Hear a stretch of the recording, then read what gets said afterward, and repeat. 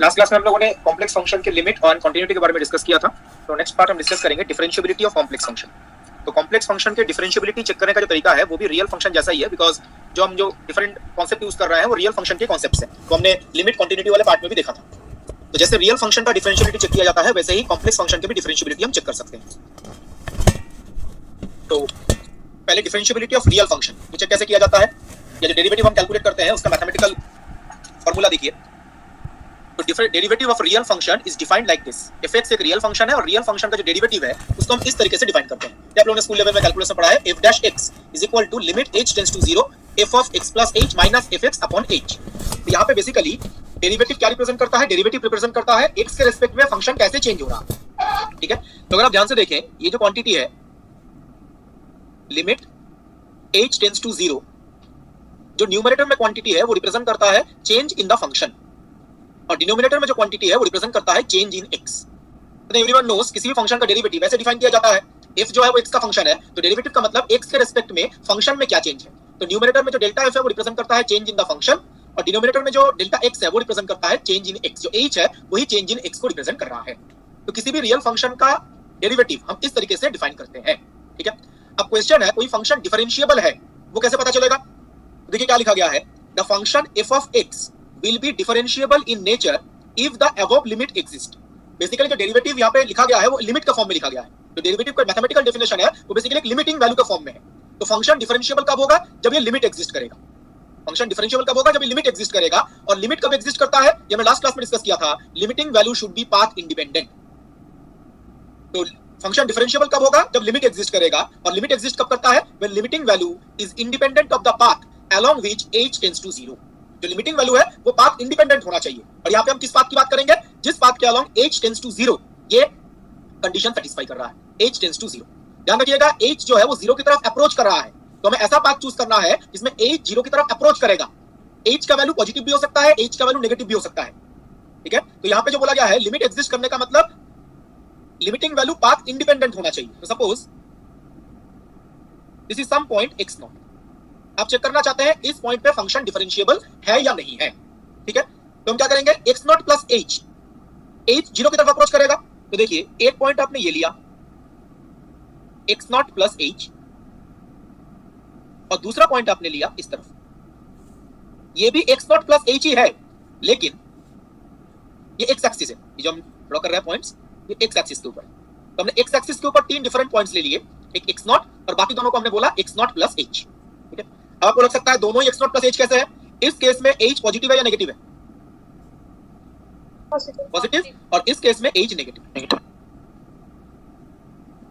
तो लिमिट कब एग्जिस्ट करेगा? जब लिमिटिंग वैल्यू पाथ इंडिपेंडेंट होगा। और कौन से पाथ की बात कर रहे हैं? जिस पाथ के अलोंग h 0 पे अप्रोच करेगा। तो अब देखिए h 0 पे अप्रोच करने के लिए दो डिफरेंट पाथ्स हैं। एक हम लेफ्ट से अप्रोच कर सकते हैं, दूसरा हम राइट से अप्रोच कर सकते हैं। लेफ्ट से अप्रोच करने का मतलब यहाँ पे h का वैल्यू नेगेटिव है, यहाँ पे h का वैल्यू नेगेटिव है और हम 0 की तरफ अप्रोच कर रहे हैं। इस पॉइंट की तरफ अप्रोच करने का मतलब क्या है? h 0 की तरफ अप्रोच करेगा। तो h का वैल्यू नेगेटिव है और वो 0 की तरफ अप्रोच कर रहा है। तो कैसे लिखते हैं? h tending towards 0 minus. 0 minus का मतलब जैसे हम लेफ्ट हैंड लिमिट लिखते हैं वही तरीका है। और अगर हम राइट से अप्रोच करें 0 की तरफ ही, तो h टेंड्स टू 0 प्लस। तो हम राइट से भी अप्रोच कर सकते हैं, लेफ्ट से भी अप्रोच कर सकते हैं। हमारे पास दो पाथ्स अवेलेबल है। इधर h का वैल्यू नेगेटिव है, 0 की तरफ अप्रोच करेगा, तो लेफ्ट से अप्रोच कर रहे हैं इसलिए 0 माइनस। इस तरफ h का वैल्यू पॉजिटिव है और हम 0 की तरफ अप्रोच कर रहे हैं, तो h tends to 0 plus. It is like right hand limit, it is like left hand limit. Limit कब एग्जिस्ट करेगा? जब लिमिटिंग वैल्यू पाथ इंडिपेंडेंट है। आप लेफ्ट से अप्रोच करो या राइट से अप्रोच करो, वैल्यू सेम आना चाहिए। और लिमिट अगर एग्जिस्ट करता है तो फंक्शन डिफरेंशिएबल होगा। और एक चीज यहां पे ध्यान रखिएगा, यहां पे जो हम लिमिटिंग वैल्यू कैलकुलेट कर रहे हैं वो फंक्शन का या फंक्शन के डेरिवेटिव का? यहाँ पे हम किसका लिमिटिंग वैल्यू कैलकुलेट करेंगे? जो बोला गया लिमिटिंग वैल्यू पाथ इंडिपेंडेंट होना चाहिए, डेरिवेटिव का। डेरिवेटिव का, फंक्शन का। नो, ये जो लिमिटिंग वैल्यू है वो तो डेरिवेटिव को रिप्रेजेंट कर रहा है ना। ये जो लिमिटिंग वैल्यू लिमिट के फॉर्म में लिखा गया है वो क्या है? ये f डैश x है। तो यहाँ पे जो हम कैलकुलेट कर रहे हैं वो डेरिवेटिव का राइट हैंड लिमिट और लेफ्ट हैंड लिमिट है। तो जो यहाँ पे लिखा गया है पाथ इंडिपेंडेंट होना चाहिए। पाथ इंडिपेंडेंट होने का मतलब तो राइट हैंड इसका, ये जो क्वांटिटी है ये तो डेरिवेटिव को रिप्रेजेंट कर रहा है ना, फंक्शन के बीच में जो डिफरेंस है। जी हाँ, upon h, right hand limit तो 0 plus should be equal to left hand limit. अगर ये दोनों इक्वल होता है तब लिमिट एग्जिस्ट करेगा, और अगर लिमिट एग्जिस्ट करता है तब हम बोलेंगे ये रियल फंक्शन जो है वो डिफरेंशिएबल नेचर का है। स्कूल लेवल में पढ़ते थे sine, cosine, x square, x cube, ये सारे डिफरेंशिएबल फंक्शन होते हैं, इसी तरीके से चेक किया जाता है। इंडिपेंडेंट ऑफ पाथ होने का मतलब ये है डेरिवेटिव का राइट हैंड लिमिट और डेरिवेटिव का लेफ्ट हैंड लिमिट इक्वल आएगा, तभी हम फंक्शन को डिफरेंशिएबल बोल सकते हैं। सर इसका मतलब ये होगा ना कि अगर उसका डेरिवेटिव कंटीन्यूअस है तो फंक्शन मतलब डिफरेंशिएबल होगा? बिल्कुल नहीं, फंक्शन कंटीन्यूअस है तो डिफरेंशिएबल होना जरूरी नहीं है। कोई फंक्शन अगर कंटीन्यूअस है वो डिफरेंशिएबल हो भी सकता है, नहीं भी हो सकता है। ऑपोजिट ट्रू है, फंक्शन अगर डिफरेंशिएबल है तो कंटीन्यूअस होगा ही। ये रियल फंक्शन के लिए भी ट्रू है, कॉम्प्लेक्स फंक्शन के लिए भी ट्रू है। कोई फंक्शन अगर डिफरेंशिएबल है तो वो कंटीन्यूअस होगा ही ऑलवेज, बट कोई फंक्शन अगर कंटीन्यूअस गिवन है वो डिफरेंशिएबल हो भी सकता है, नहीं भी हो सकता है। ये रियल फंक्शन के लिए भी ट्रू है, कॉम्प्लेक्स फंक्शन के लिए भी ट्रू है। किसी ने कमेंट किया है कि ये माइनस एच होना चाहिए, मैंने यहाँ पे प्लस एच लिखा है और एच नेगेटिव है। अगर आप यहाँ पे माइनस एच लिखते हैं तो यहाँ पे भी एच पॉजिटिव आएगा, तो जस्ट लिखने का तरीका है। मैंने दोनों में ही एक्स नॉट प्लस एच इसलिए लिखा है कि इसके साथ आपका कंफ्यूजन ना हो। यहाँ पे तो मैंने एक्स प्लस एच लिखा है, तो ये भी एक्स नॉट प्लस एच है, ये भी एक्स नॉट प्लस एच है, और दोनों केस में जो एच है, एच का जो वैल्यू है वो पॉजिटिव नेगेटिव है। पॉजिटिव भी हो सकता है, नेगेटिव भी हो सकता है, ठीक है। आप इसको एक्स नॉट माइनस एच लिख सकते हैं, उस केस में एच यहाँ पे नेगेटिव होगा, सॉरी पॉजिटिव होगा। एक ही बात है, लिखने का तरीके डिफरेंट है। हाँ बताइए। सर आपने सर जैसे कहा कि मतलब अगर फंक्शन डिफरेंशिएबल होगा तो वो कंटीन्यूअस होगा, बिल्कुल। तो लेकिन सर हम जैसे मतलब जब डिसकंटिन्यूटी आती है तो फिर हम डायरेक्ट डेल्टा फंक्शन इंट्रोड्यूस कर देते हैं, तो सर फिर तो किसी भी फंक्शन को हम डिफरेंशिएट कर लेंगे ना सर, क्योंकि फिर डिसकंटिन्यूटी पे हम डायरेक्ट डेल्टा फंक्शन इंट्रोड्यूस कर देंगे। Dirac delta function is not A proper mathematical function, ये ध्यान रखिएगा। जब यहाँ पे बोल रहे हैं डिफरेंशिएबल है मतलब डेरिवेटिव करके भी प्रॉपर मैथमेटिकल फंक्शन आएगा। डिराक डेल्टा फंक्शन कोई प्रॉपर मैथमेटिकल फंक्शन नहीं है। डिराक डेल्टा फंक्शन में क्या नॉर्मल कैलकुलस के फॉर्मूलेज एप्लीकेबल होते हैं? No sir. तो वो तो अलग ही केस है डिराक डेल्टा वाला। यहाँ पे डिफरेंशिएबल बोलने का मतलब है फंक्शन, जैसे फंक्शन कंटीन्यूअस है डिफरेंशिएबल है तो उसका डेरिवेटिव करेंगे तब भी वो नॉर्मल मैथमेटिकल फंक्शंस हैं। ओके, तो आई थिंक क्लियर है। ये रियल फंक्शन के लिए इस तरीके से डेरिवेटिव को डिफाइन करते हैं लिमिट के फॉर्म में, और फंक्शन डिफरेंशिएबल कब होगा? जब लिमिट एग्जिस्ट करेगा। लिमिट एग्जिस्ट करने का मतलब right hand limit left hand limit equal बनना चाहिए, इसका डेरिवेटिव का, इसको ये जो है right hand limit left hand limit equal होना चाहिए। तो मैं आगे प्रोसीड कर रहा हूं। ये सेम कॉन्सेप्ट यूज करके कॉम्प्लेक्स फंक्शन में भी डिफरेंशिएबिलिटी चेक किया जाता है।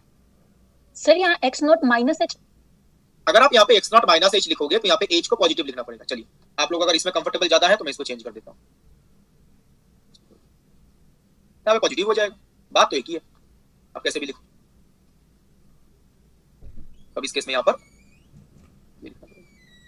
आप लोग इसमें कंफर्टेबल हो तो इसमें लिख लो, बात एक ही है। मैं x नॉट माइनस एच लिखूं और h को पॉजिटिव बोल दूं, या x नॉट प्लस एच लिख के h को नेगेटिव बोल दूं, लेफ्ट में नेगेटिव रहेगा। बिल्कुल लेफ्ट में ही आएगा, बात एक ही है। आप लोग अगर इसमें कंफर्टेबल है तो मैं ये लिख देता हूं। सर इसमें लिमिट भी चेंज होगा सर, इसमें h tending to 0 plus, h tending to 0 plus sir left hand limit. नहीं ये h का वैल्यू राइट बस वन सेकंड, तो इसको ऐसे ही रखो जैसे ये, बिल्कुल। तो यहाँ पे तो h पॉजिटिव ही है, नेगेटिव वाला जो लेफ्ट हैंड लिमिट हो तो हमने इसके अंदर ही कंसीडर कर लिया, ठीक है। तो इसी कॉन्सेप्ट को हम कॉम्प्लेक्स फंक्शन के लिए भी यूज करेंगे, ठीक है। तो मैं आगे प्रोसीड कर रहा हूं।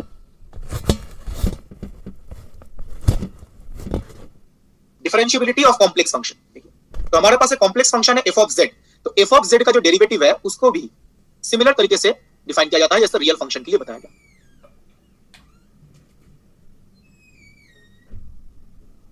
f dash z equal to limit delta z tends to 0 f of z plus delta z minus fz upon delta z।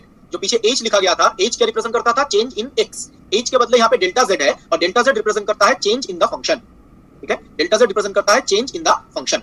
तो रियल फंक्शन के लिए जो डेफिनेशन है कॉम्प्लेक्स फंक्शन के लिए भी सेम डेफिनेशन है, और ये बेसिकली देखिए क्या रिप्रेजेंट करता है? Limit delta z tends to 0। Delta z का मतलब है चेंज इन z, तो z यहाँ पे इंडिपेंडेंट वेरिएबल है। जो न्यूमरेटर है वो रिप्रेजेंट करता है दिस डेल्टा f और डिनोमिनेटर डेल्टा z।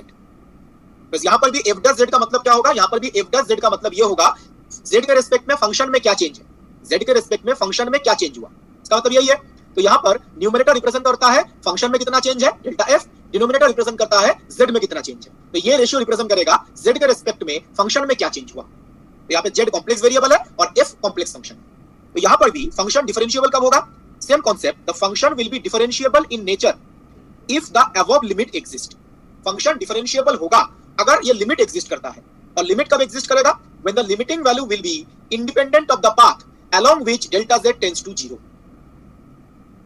ठीक है, जो लिमिट कब एग्जिस्ट करेगा, जब लिमिटिंग वैल्यू पाथ इंडिपेंडेंट होगा। और किस पाथ की बात कर रहे हैं, जिसमें डेल्टा z टेंड्स टू 0, ये कंडीशन सेटिस्फाई करेगा, मतलब डेल्टा z 0 की तरफ अप्रोच करेगा। ठीक है, तो अगर हम देखिए रियल फंक्शन के साथ डिफरेंस सिर्फ किस बात पे आएगा, जो हम रियल फंक्शन की बात कर रहे थे, रियल फंक्शन में कितने पाथ्स अवेलेबल थे, रियल फंक्शन में कितने पाथ्स अवेलेबल है, टू पाथ्स। आइदर हम लेफ्ट से अप्रोच करेंगे, राइट से अप्रोच करेंगे। कॉम्प्लेक्स फंक्शन में जो नंबर ऑफ पाथ्स होंगे वो कितने होंगे, इनफाइनाइट। इनफाइनाइट। ये लास्ट क्लास में भी हमने जब लिमिटिंग वैल्यू डिस्कस किया था तब बताया था कि लिमिटिंग वैल्यू लिमिट एग्जिस्ट करता है कि नहीं करता है, सेम क्राइटेरिया। तो real axis x, imaginary axis y। Suppose this is the point z0, ये z0 पॉइंट है और इस पे हम डिफरेंशिएबिलिटी चेक करना चाहते हैं। ठीक है, अब क्या करेंगे, फंक्शन z में चेंज होगा तो कोई दूसरे पॉइंट कंसीडर करते हैं। ठीक है, हमने कुछ पॉइंट कंसीडर किया, जैसे this z0 plus delta z। अब z0 प्लस डेल्टा z, ऐसे आप इनफाइनाइट नंबर ऑफ पॉइंट्स लिख सकते हैं। z0 एक पर्टिकुलर पॉइंट है, डेल्टा z का मतलब क्या है, change in z। Delta z का मतलब है चेंज इन z। अब चेंज तो किसी भी तरफ हो सकता है ना, चेंज कोई पर्टिकुलर डायरेक्शन में होगा, जरूरी थोड़ी ना है। तो ऐसे आप इनफाइनाइट नंबर ऑफ पॉइंट्स लिख सकते हैं जिसमें z0 प्लस डेल्टा z आएगा। तो ये z0 है, ये पॉइंट भी क्या होगा, z0 प्लस समथिंग, ये भी z0 प्लस समथिंग। अलग अलग पॉइंट के लिए डेल्टा z अलग अलग होगा।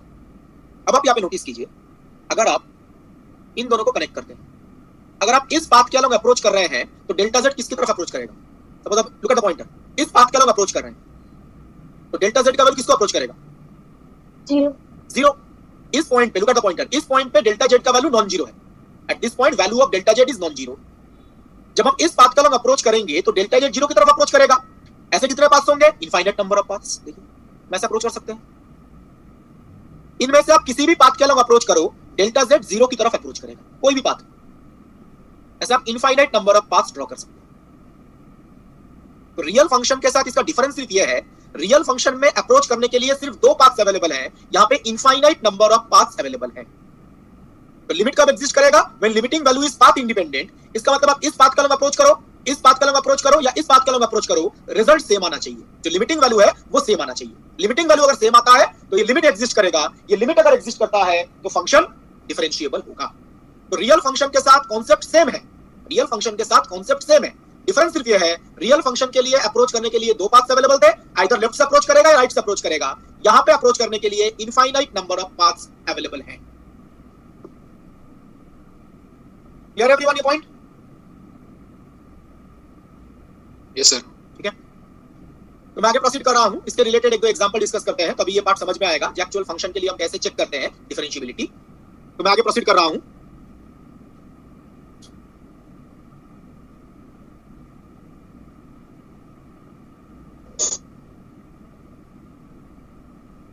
फर्स्ट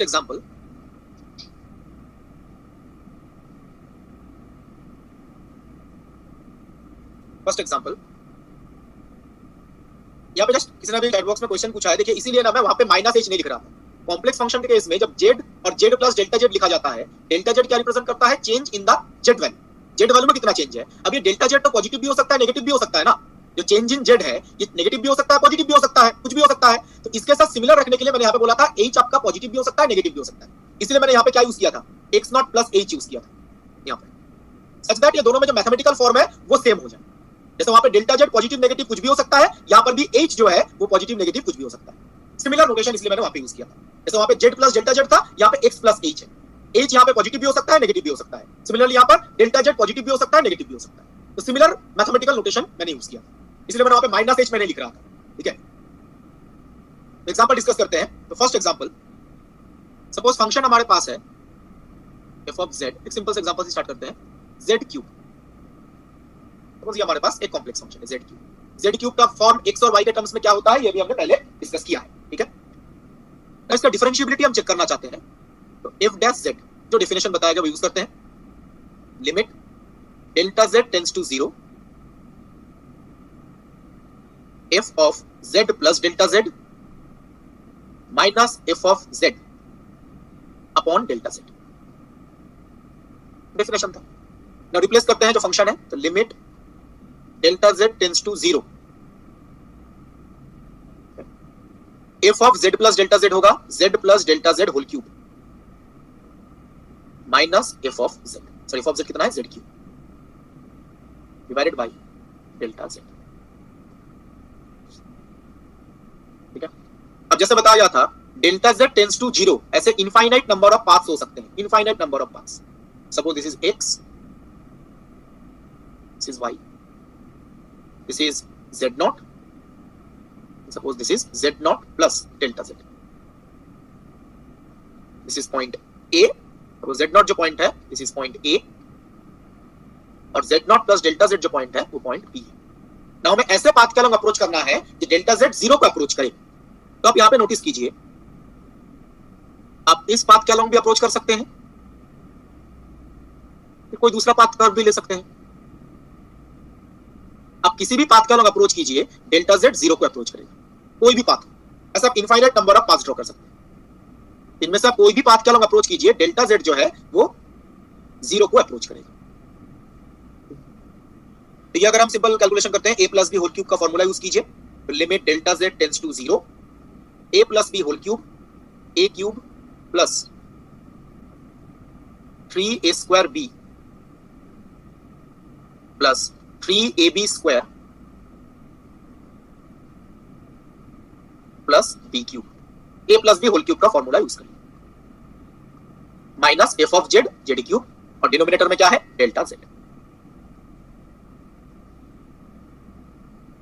तो यहां पर z cube and minus z cube ये कैंसिल करेगा, z cube minus z cube जो है वो कैंसिल करेगा। अब देखिए अगर आप इसको थोड़ा सिंप्लीफाई करते हैं, सिंप्लीफाई करने का मतलब डेल्टा z से सिंपली डिवाइड कर देना है। तो देखिए क्या आ रहा है, limit delta z tends to 0 क्या आएगा 3z square plus 3z into delta z plus delta z whole square. तो आप बताइए delta z tends to 0 under this limit. अब देखिए ये जो पार्ट है सेकंड टर्म ये बन जाएगा 0, थर्ड टर्म ये बन जाएगा 0, तो ये लिमिटिंग वैल्यू कितना चला आएगा 3z स्क्वायर। ये रिजल्ट पाथ डिपेंडेंट है या पाथ इंडिपेंडेंट है? इंडिपेंडेंट, बिकॉज यहाँ पे देखिए यहाँ पे ये स्ट्रेट लाइन पाथ हो, ये कर्व हो, कुछ भी हो, रिजल्ट तो यही आएगा ना। इनमें से आप कोई भी पाथ चूज करो, ये जो लुक एट द पॉइंटर, इनमें से आप कोई भी पाथ चूज करो, डेल्टा z टेंड्स टू 0 है और डेल्टा z टेंड्स टू 0 होने की वजह से जो डेल्टा z वाले सारे टर्म्स है ये सारे 0 बन गए, पूरा पार्ट 0 बन गया। तो बेसिकली जो रिजल्ट आया उसमें डेल्टा z का डिपेंडेंसी है ही नहीं। ये पार्ट तो जो जिसमें डेल्टा z प्रेजेंट है वो पार्ट तो 0 ही बन गया ना अल्टीमेटली। जो पार्ट यहाँ पे रिमेनिंग है उसमें डेल्टा z तो है ही नहीं, तो रिजल्ट जो है वो पाथ इंडिपेंडेंट है। आप कोई भी पाथ चूज करो रिजल्ट यही आएगा।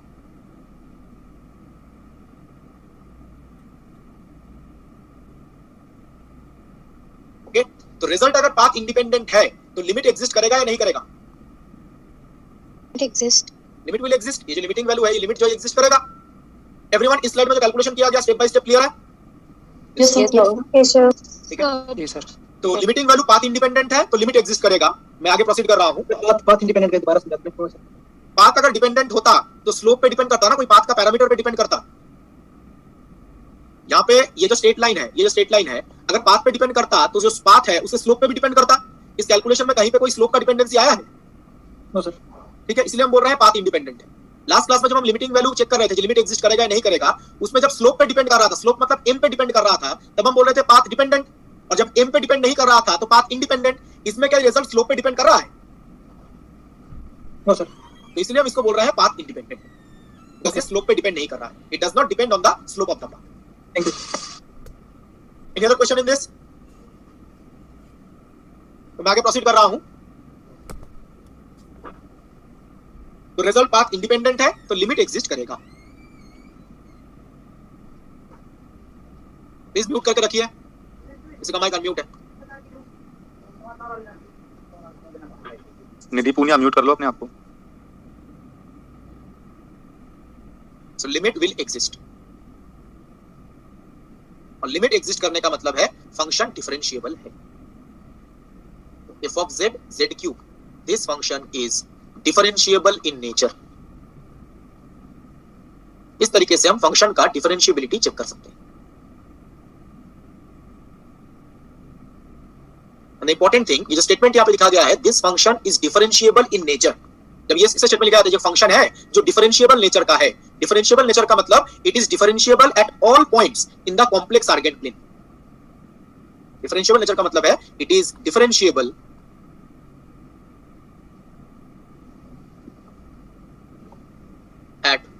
all points in the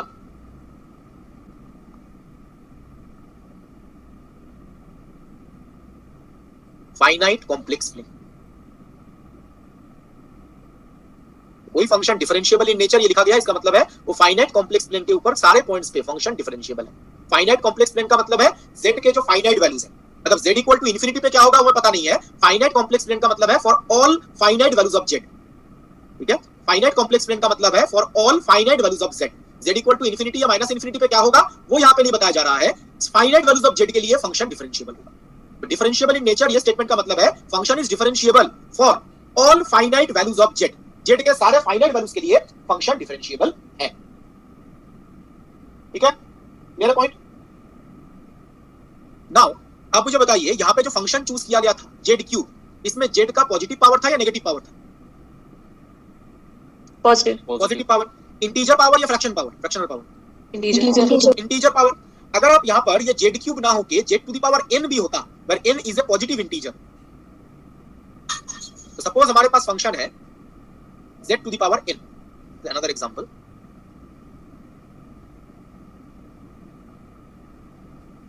z cube ना होके अगर कोई दूसरा पॉजिटिव इंटीजर पावर होता, f of z equal to z to the power n, where n is a positive integer.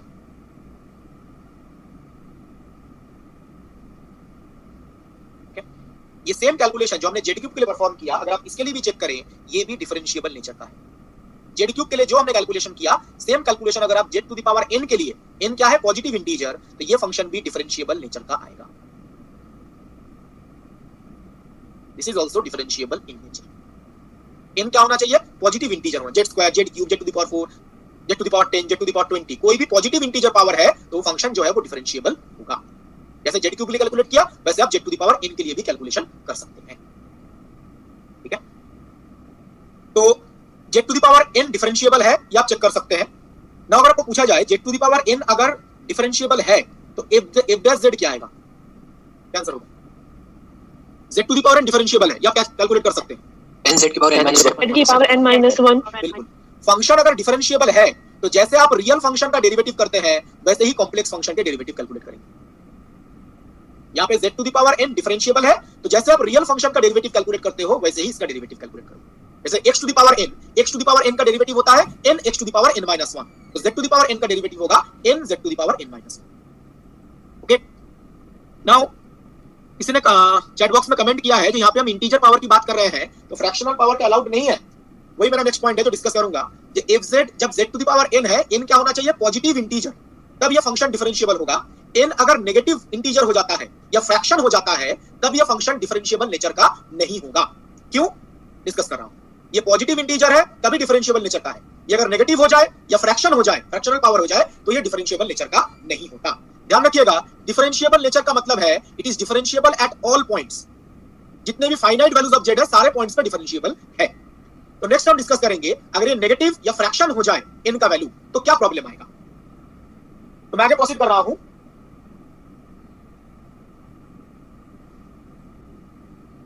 तो नेक्स्ट एग्जांपल, एक फंक्शन कंसीडर करते हैं जिसमें नेगेटिव पावर्स फिर फ्रैक्शनल पावर में आते हैं। तो सपोज हमारे पास फंक्शन है 1 अपॉन z क्यूब, जैसे z क्यूब लिया था, सपोज 1 अपॉन z क्यूब ये फंक्शन, ठीक है। अब क्या चेक करना है हमें? ये फंक्शन डिफरेंशिएबल है या नहीं है। ये फंक्शन डिफरेंशिएबल है या नहीं है, ये हमें चेक करना है, ठीक है। अब देखिए, चेक करने का आसान तरीका है, ये फंक्शन क्या किसी पॉइंट पे नॉट डिफाइंड होगा? वैल्यू इनफाइनाइट बन जाएगा किसी पॉइंट पे। बिल्कुल सही। तो this function is not defined at z equal to 0। Function z equal to 0 पे डिफाइंड नहीं है।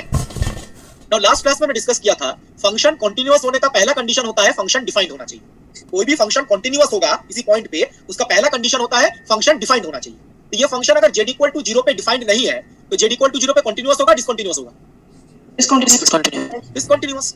बिकॉज़ कंटीन्यूअस होने का पहला कंडीशन होता है डिफाइंड होना चाहिए। अगर z इक्वल टू 0 पे वो डिफाइंड नहीं है, तो कंटीन्यूअस कैसे हो सकता है? तो discontinuous at z equal to 0। और फंक्शन अगर डिसकंटीन्यूअस है तो फंक्शन डिफरेंशिएबल होगा या not differentiable? Not differentiable. Not differentiable. तो function is not differentiable at z equal to 0। Differentiable nature का मतलब था सारे पॉइंट्स पे डिफरेंशिएबल होना चाहिए, बट ये फंक्शन z इक्वल टू 0 पे डिफरेंशिएबल नहीं है. So this function is not differentiable in nature. बस डिफरेंशिएबल नेचर का होने का मतलब है it will be differentiable at all points, but यहाँ पे z इक्वल टू 0 पे फंक्शन डिफरेंशिएबल नहीं है. तो नेगेटिव पावर आएगा तो ये दिक्कत होगा.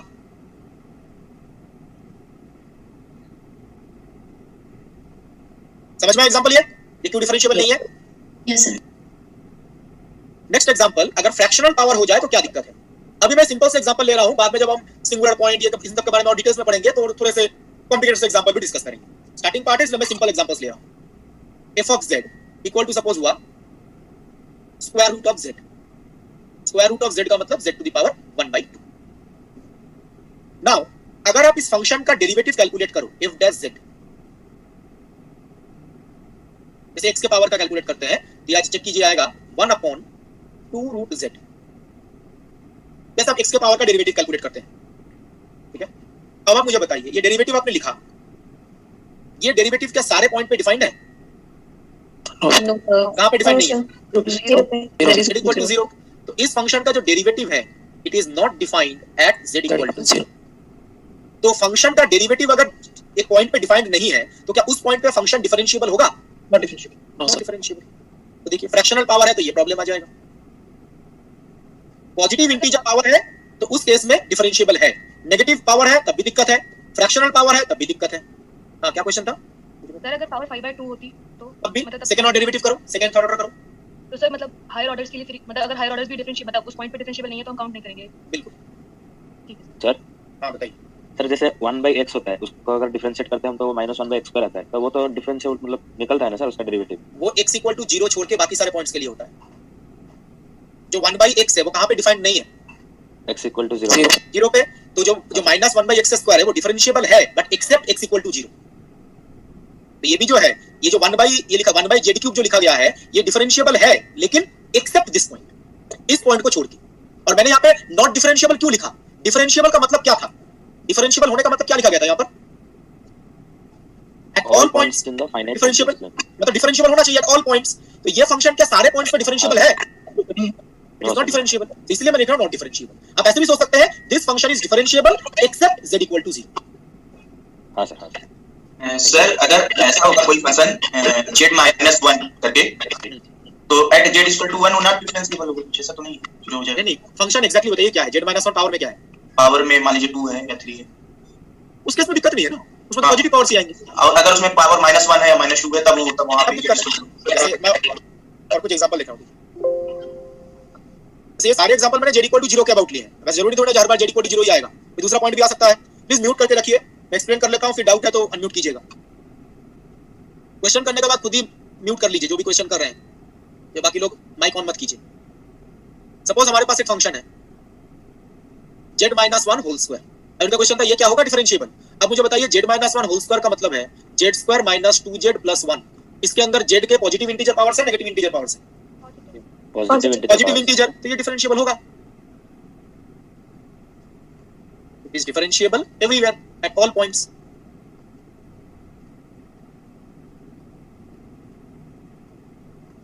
ठीक है. नाउ अगर पावर में ये 2 ना होके -2 होता, सपोज थोड़ा चेंज कर देते हैं. Next example,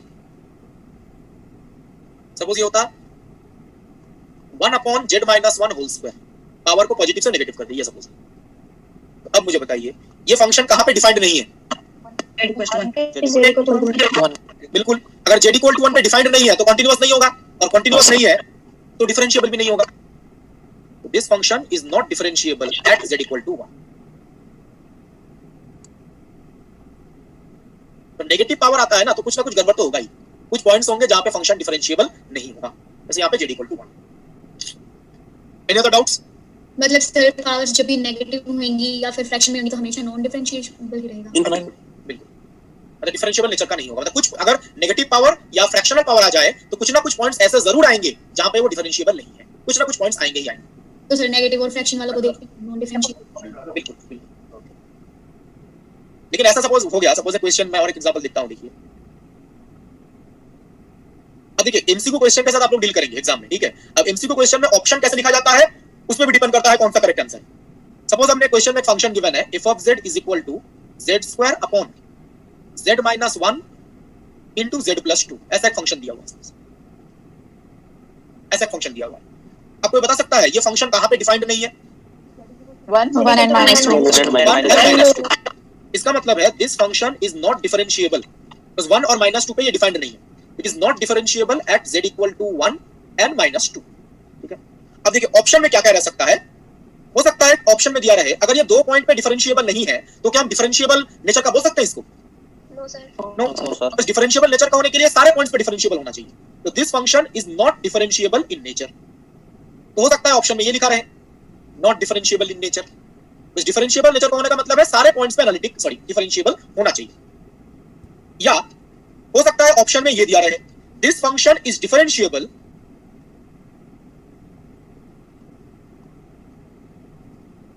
accept z equal to -1 and -2। इन दो पॉइंट को छोड़ के फंक्शन डिफरेंशिएबल है। दोनों करेक्ट है, दोनों में गलती कुछ नहीं, ये भी करेक्ट है ये भी करेक्ट है।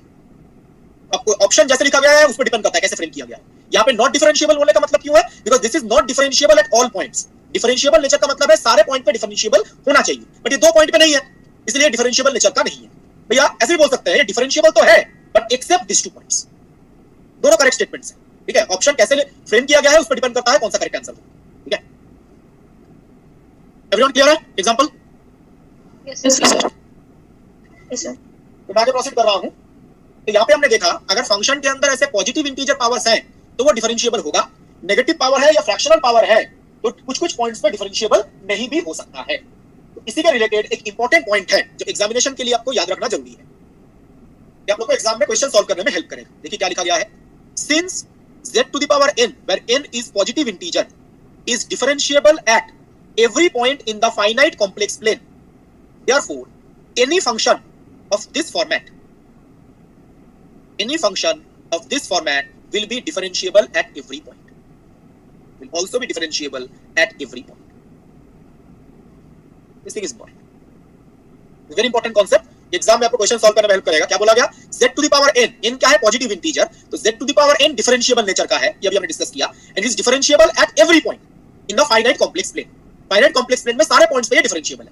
तो एनी फंक्शन जो इस फॉर्मेट का है summation over k a k z to the power k where k is positive integer और a k कोएफिशिएंट है, इस फॉर्मेट के जो फंक्शंस होंगे ये भी सारे पॉइंट्स पे डिफरेंशिएबल होंगे। और ये फॉर्मेट का मतलब अब चेक कीजिए, दिस इज बेसिकली अगर आप समेशन को एक्सपेंड करें इस फॉर्मेट के जो फंक्शंस है a0 plus a1z plus a2z square.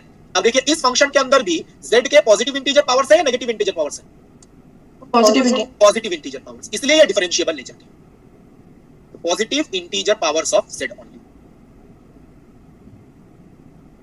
वही कॉन्सेप्ट जो भी बताया गया, z का पॉजिटिव इंटीजर पावर है तो फंक्शन डिफरेंशिएबल नेचर का होगा, that means it will be differentiable at all points. ठीक है, इसके कुछ कॉमन एग्जांपल बताते हैं। ये जो कॉन्सेप्ट है ना ये रियल फंक्शन के लिए भी आप यूज करते हैं। वहां पे आप स्कूल लेवल में क्या करते थे, आप चेक करते थे ये डिफरेंशिएबल है कि नहीं है, बट ये आप डायरेक्ट रियल फंक्शन के लिए भी कॉन्सेप्ट यूज कर सकते हैं। अब मुझे बताइए, आप लोग sin z cos z के बारे में पढ़ते हैं। sin z का जो एक्सपेंशन है वो होता है z minus z cube by 3 factorial plus z5 z to the power 5 by 5 factorial and so on. तो ये फंक्शन क्या ये फॉर्मेट का नहीं है जो ऊपर लिखा गया है? sin z का जो ये फॉर्मेट है, ये फॉर्मेट ऐसा ही तो है।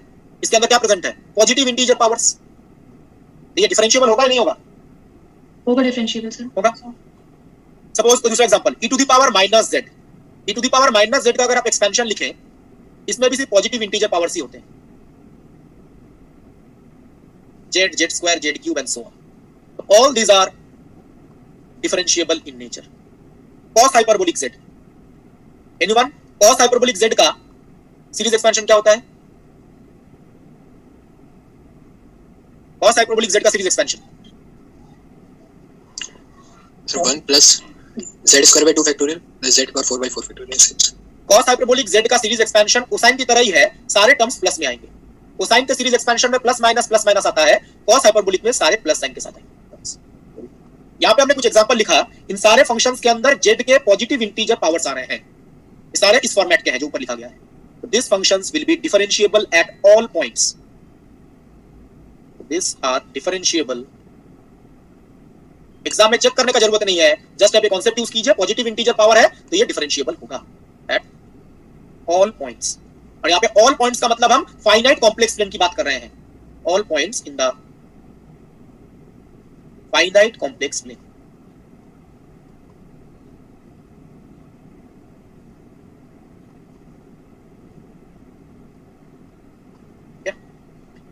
कॉन्सेप्ट क्लियर है एवरीवन, जो पॉइंट बताया गया? सर हाँ बताइए। सर ये जो कॉस हाइपरबोलिक का जो एक्सपेंशन है पॉजिटिव है, इसको हम ऐसे भी देखते हैं ना, मतलब जब हम कॉस हाइपरबोलिक का डिफरेंशिएशन करते हैं तो पॉजिटिव साइन हाइपरबोलिक z आता है। तो उस हिसाब से तो साइन के डेरिवेटिव में भी तो प्लस आता है, इसमें माइनस क्यों है? साइन का डेरिवेटिव क्या होता है? साइन का डेरिवेटिव होता है cos z ना, प्लस ही तो आता है, तो यहाँ पे माइनस साइन क्यों है? आई डोंट थिंक इसके साथ ऐसा कोई रिलेशन है। अगर प्लस साइन आता तो साइन के डेरिवेटिव में भी प्लस ही आता है, तो यहाँ इसमें भी प्लस आना चाहिए था। तो फिर sir differentiation of cos hyperbolic वो पॉजिटिव साइन हाइपरबोलिक कैसे आता है? एक्सपोनेंशियल में लिखो ना, cos हाइपरबोलिक को एक्सपोनेंशियल में लिखो, e to the power z के फॉर्म में, फिर डेरिवेटिव करो। अच्छा ओके सर ln z का भी कुछ हो सकता है। log 1 प्लस z का होता है, log 1 माइनस z का होता है, ठीक है। बट log के लिए थोड़ा अलग, log के लिए अलग होता है, बिकॉज़ log जो है वो मल्टी वैल्यूड फंक्शन है, उसके लिए थोड़ा अलग क्राइटेरिया है, ठीक है। वो हम ब्रांच पॉइंट जब डिस्कस करेंगे तो बताएंगे। Any other question in this? ठीक है सर ln को बोल सकते हैं क्या डिफरेंशिएबल एट ऑल पॉइंट? इसको ln z को? नो, log z जो है वो z इक्वल टू 0 पे डिफाइंड होता है। ओके ओके सर, ठीक है, नॉट डिफाइंड है ना z इक्वल टू 0। तो मैं आगे प्रोसीड कर रहा हूं। आई थिंक ये कांसेप्ट और ये एग्जांपल जो बताया गया ये क्लियर है। किसी ने चैट बॉक्स में क्वेश्चन किया है, जो सेकंड वाले में तो नेगेटिव पावर्स आ रहे हैं, नेगेटिव पावर कहां पे आ रहा है? ये नेगेटिव कोएफिशिएंट है, पावर नहीं है। ये जो माइनस है ये तो कोएफिशिएंट है, ये पावर थोड़ी ना है। पावर तो यहां पे होता है, ये सारा पॉजिटिव है। कोएफिशिएंट नेगेटिव हो सकता है, पावर पॉजिटिव होना चाहिए।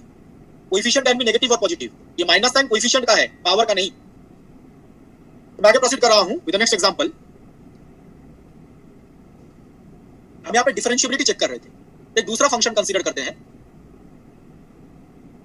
और उसके रिलेटेड जो कॉन्सेप्ट है वो डिस्कस करेंगे। तो फंक्शन है z स्टार। z स्टार मतलब complex conjugate of z, z star और z बार। और चेक कीजिए ये फंक्शन डिफरेंशिएबल है या नहीं है। जो लिमिटिंग वैल्यू वाला कॉन्सेप्ट बताया गया था वो यूज करके। तो f dash z limit delta z tends to 0 f of z plus delta z minus f of z upon delta z। ठीक है, तो जो फंक्शन है z स्टार वो रिप्लेस करते हैं यहां पर। तो limit delta z tends to 0 ये आएगा z plus delta z whole star, और fz क्या है? z star divided by delta z। अब आप यहां पे देखिए z जो है, z है x प्लस आयोटा y। तो डेल्टा z जो है, डेल्टा z मतलब change in z, delta z हो जाएगा delta x plus iota delta y। ठीक है, तो z है x प्लस आयोटा y, तो डेल्टा z हो जाएगा delta x plus iota delta y। Okay, इसको यहां पे रिप्लेस करते हैं। एक चीज यहां पे देखिए, z स्टार तो कैंसिल कर जाएगा, या जाएगा limit delta z tends to 0, ऊपर होगा डेल्टा z स्टार और नीचे आएगा delta z। z star cancel कर गया है ना, ये जो टर्म यहाँ पे आएगा और यहाँ पे जो टर्म है कैंसिल कर गया। तो यहाँ पे अगर आप इसको x और y में चेंज करते हैं, देखिए लिमिट डेल्टा z, ये हमने ऊपर लिखा है अभी, डेल्टा z के बदले आप लिख सकते हो delta x plus iota delta y, और डेल्टा z स्टार के बदले आप लिख सकते हो delta x minus iota delta y। Complex conjugate delta z अगर ये है delta x plus iota delta y, तो इसका कॉम्प्लेक्स कॉन्जुगेट क्या होगा? यही आएगा। और डेल्टा z टेंड्स टू 0 के बदले आ जाएगा delta x tends to 0, delta y tends to 0।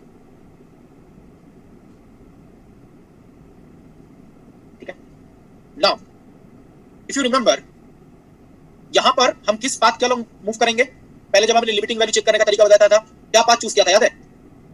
Straight line, straight line path, y equal to mx। लेकिन वहां पे y इक्वल टू mx इसलिए था बिकॉज हम ओरिजिन की तरफ अप्रोच कर रहे थे। तो अब देखिए, सपोज ये z0 है और ये है z0 प्लस डेल्टा z। यहां पे भी हम स्ट्रेट लाइन पाथ ही चूज करेंगे, बट यहां पे जो स्ट्रेट लाइन पाथ है वो ओरिजिन के थ्रू पास करना जरूरी नहीं है। ये ओरिजिन के थ्रू पास कर भी सकता है, नहीं भी कर सकता है। हम इस पाथ के अलॉन्ग अप्रोच करेंगे। तो एनीवन, इस पाथ का इक्वेशन हम क्या लिख सकते हैं? ओरिजिन के थ्रू पास कर भी सकता है, नहीं भी कर सकता है। Sir y equal to mx plus c. y equal to mx plus c, because origin के थ्रू पास कर भी सकता है, नहीं भी कर सकता है। तो आप बताइए y equal to mx plus c अगर है तो डेल्टा y के बदले आप क्या लिख सकते हो? m delta x. m delta x। इसको रिप्लेस कर देते हैं। पहले भी हमने ऐसे चेक किया था लिमिट, क्या किया था हमने? y के बदले mx रिप्लेस किया था। y के बदले mx इसलिए था बिकॉज़ स्ट्रेट लाइन ओरिजिन के थ्रू पास कर रहा था। यहाँ पे जो स्ट्रेट लाइन है ओरिजिन के थ्रू पास कर भी सकता है, नहीं भी कर सकता है। तो y equal to mx plus c, तो y equal to mx plus c है तो डेल्टा y होगा m डेल्टा x। तो यहाँ पे डेल्टा y के बदले ऊपर जो डेल्टा y है और नीचे जो डेल्टा y है इसके बदले m डेल्टा x रिप्लेस कर देते हैं। यहाँ तक कैलकुलेशन क्लियर है एवरीवन? Yes sir. ठीक है, तो मैं आगे प्रोसीड कर रहा हूं। नेक्स्ट स्टेप में हम डेल्टा y के बदले m डेल्टा x रिप्लेस करेंगे।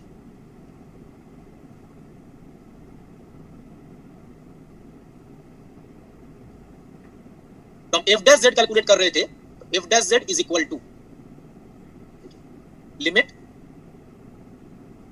Delta x minus iota delta y के बदले m delta x divided by नीचे भी क्या है? Delta x plus iota delta y के बदले m डेल्टा x, और डेल्टा y को हमने डेल्टा x में चेंज कर लिया है तो यहाँ पे जस्ट क्या लिखेंगे? Delta x tends to 0।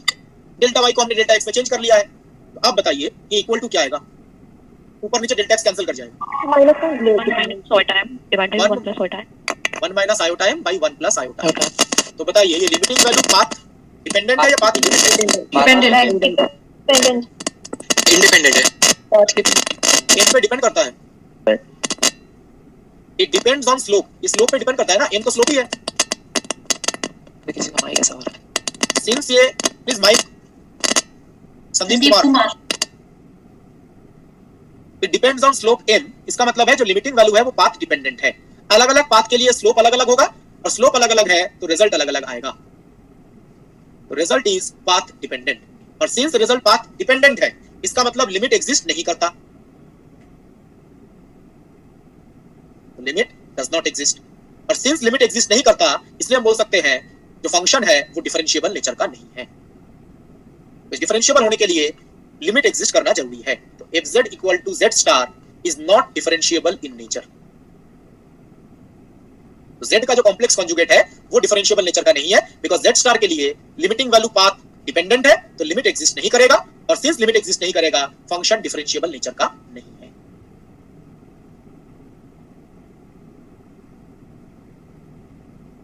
इस स्टेप में डाउट है तो प्लीज आस्क।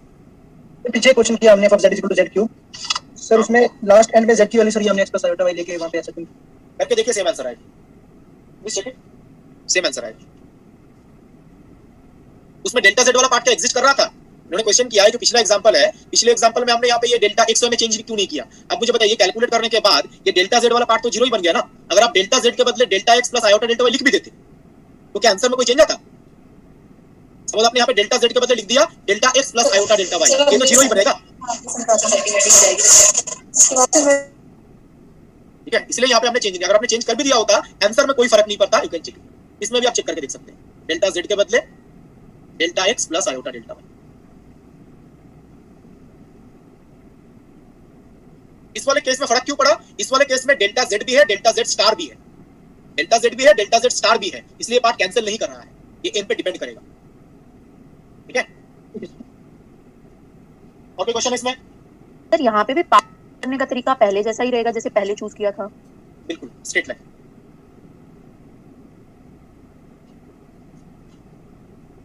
तो बता सकता है इसमें भी हमने स्ट्रेट लाइन पाथ क्यों चूज किया? रीजन मैंने पिछले क्लास में बताया था कि नीचे डिनोमिनेटर की डिग्री 1, राइट। डिनोमिनेटर हम डिसाइड कर रहे हैं। देखिए लुक एट दिस पार्ट, यहाँ पे डेल्टा x और डेल्टा y का पावर सेम है ना, डेल्टा x का पावर 1 डेल्टा y का पावर 1, इसलिए स्ट्रेट लाइन पाथ से ही काम चल गया। डेल्टा x का पावर 1 डेल्टा y का पावर सेम पावर है, इसलिए स्ट्रेट लाइन पाथ से ही आंसर पता चल गया। सर अगर सेम पावर ना होता तो फिर तो सेम पावर में कन्वर्ट करते, लास्ट क्लास में डिस्कस किया था। ऐसा पाथ चूज करना पड़ेगा सच दैट वो सेम पावर में आ जाए। ओके सर अगर रियल पार्ट में x और y दोनों आ जाएं और इमेजिनरी पार्ट में भी, तो फिर तो सर ये रियल एक्सिस रियल प्लेन में कन्वर्ट हो जाएगा ना सर? से बताइए जो रियल पार्ट है हमारा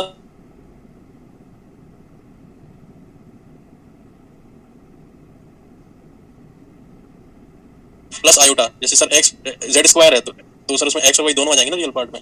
हाँ। तो सर फिर तो ये रियल एक्सिस रियल प्लेन में कन्वर्ट हो जाएगी ना, x y प्लेन में रियल। आप किस फंक्शन की बात कर रहे हैं मुझे बता सकते हैं? z कौन से फंक्शन की बात कर रहे हैं? सर z स्क्वायर को ही अगर ले लीजिए। हां z स्क्वायर को लेंगे तो इसमें सर एक रियल पार्ट बनेगा x square minus y square और इमेजिनरी पार्ट बनेगा सर 2 आयोटा x, तो ये उसमें सर x y दोनों आ गए ना रियल पार्ट में, तो क्या होगा उससे? तो सर ये तो फिर सर इसमें मतलब प्लेन बन जाएगा ना सर, ये तो रियल एक्सिस लिया, तो इसको भी लाइन से टैकल करेंगे क्या सर? बिल्कुल,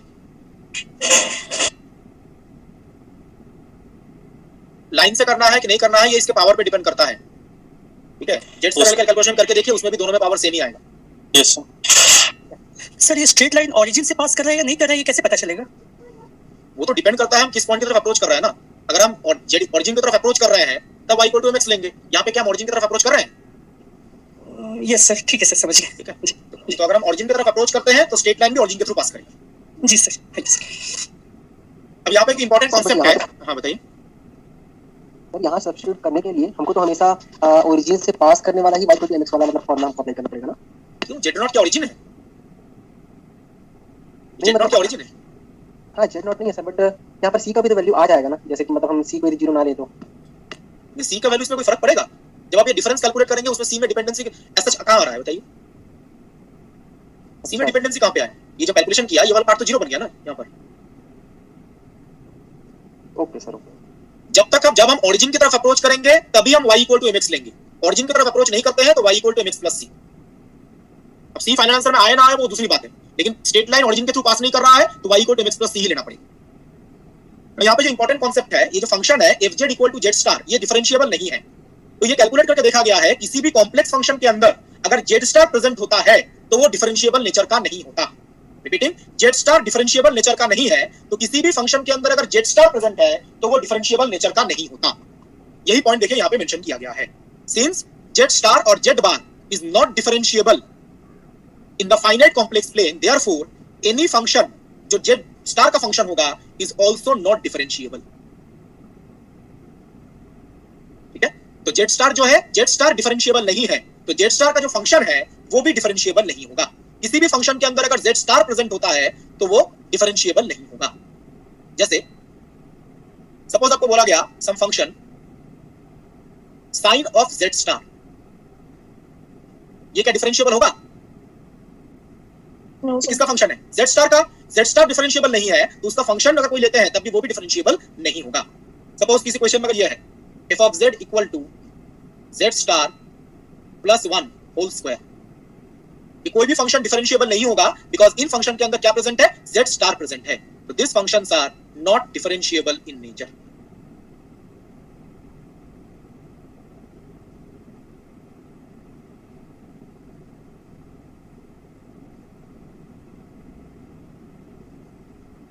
क्लियर पॉइंट एवरीवन?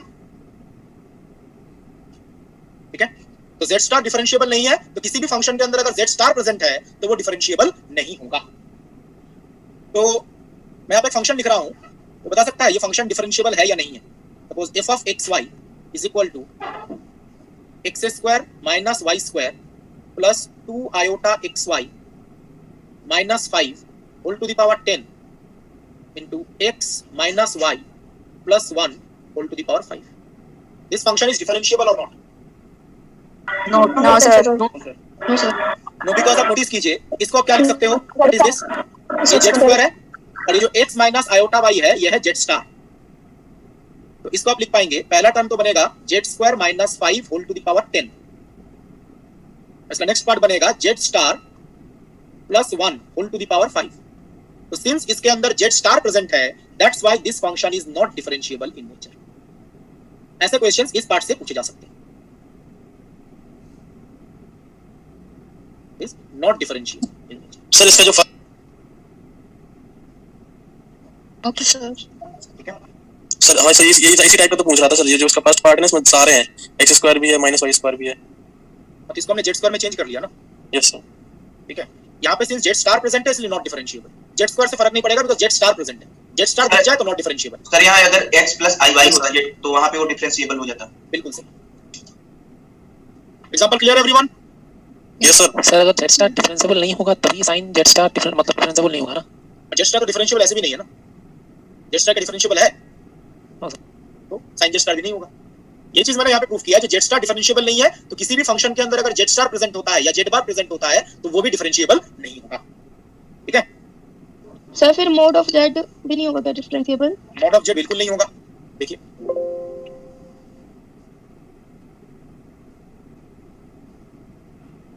और भी कुछ एग्जांपल यहाँ पे ले लेते हैं बिकॉज ये इंपॉर्टेंट पॉइंट्स है, इससे क्वेश्चन पूछा जा सकता है। सपोज आपको बोला गया मॉड जेड, बताइए मॉड जेड को आप क्या लिख सकते हो? मॉड जेड स्क्वायर क्या होता है? Z into z star. तो मॉड जेड को आप लिख सकते हो square root of z into z star. तो मॉड जेड के अंदर क्या प्रेजेंट है? Z star. तो क्या डिफरेंशिएबल होगा? ऐसे ही हमने रियल पार्ट ऑफ जेड और इमेजिनरी पार्ट ऑफ जेड के बारे में पहले डिस्कस किया था, फर्स्ट क्लास मैथिंग के इसके फॉर्मूलेस बताए गए थे। जो रियल पार्ट ऑफ जेड है उसको आप लिख सकते हो 1/2 जेड प्लस जेड स्टार, और जो इमेजिनरी पार्ट ऑफ जेड है उसको आप लिख सकते हो 1/2 iota Z minus Z star. इन सब में क्या प्रेजेंट है? Z star. तो ये क्या डिफरेंशिएबल होंगे? No sir. तो these are not differentiable in nature. Z star अगर किसके अंदर रहता है तो वो डिफरेंशिएबल नेचर का नहीं होगा।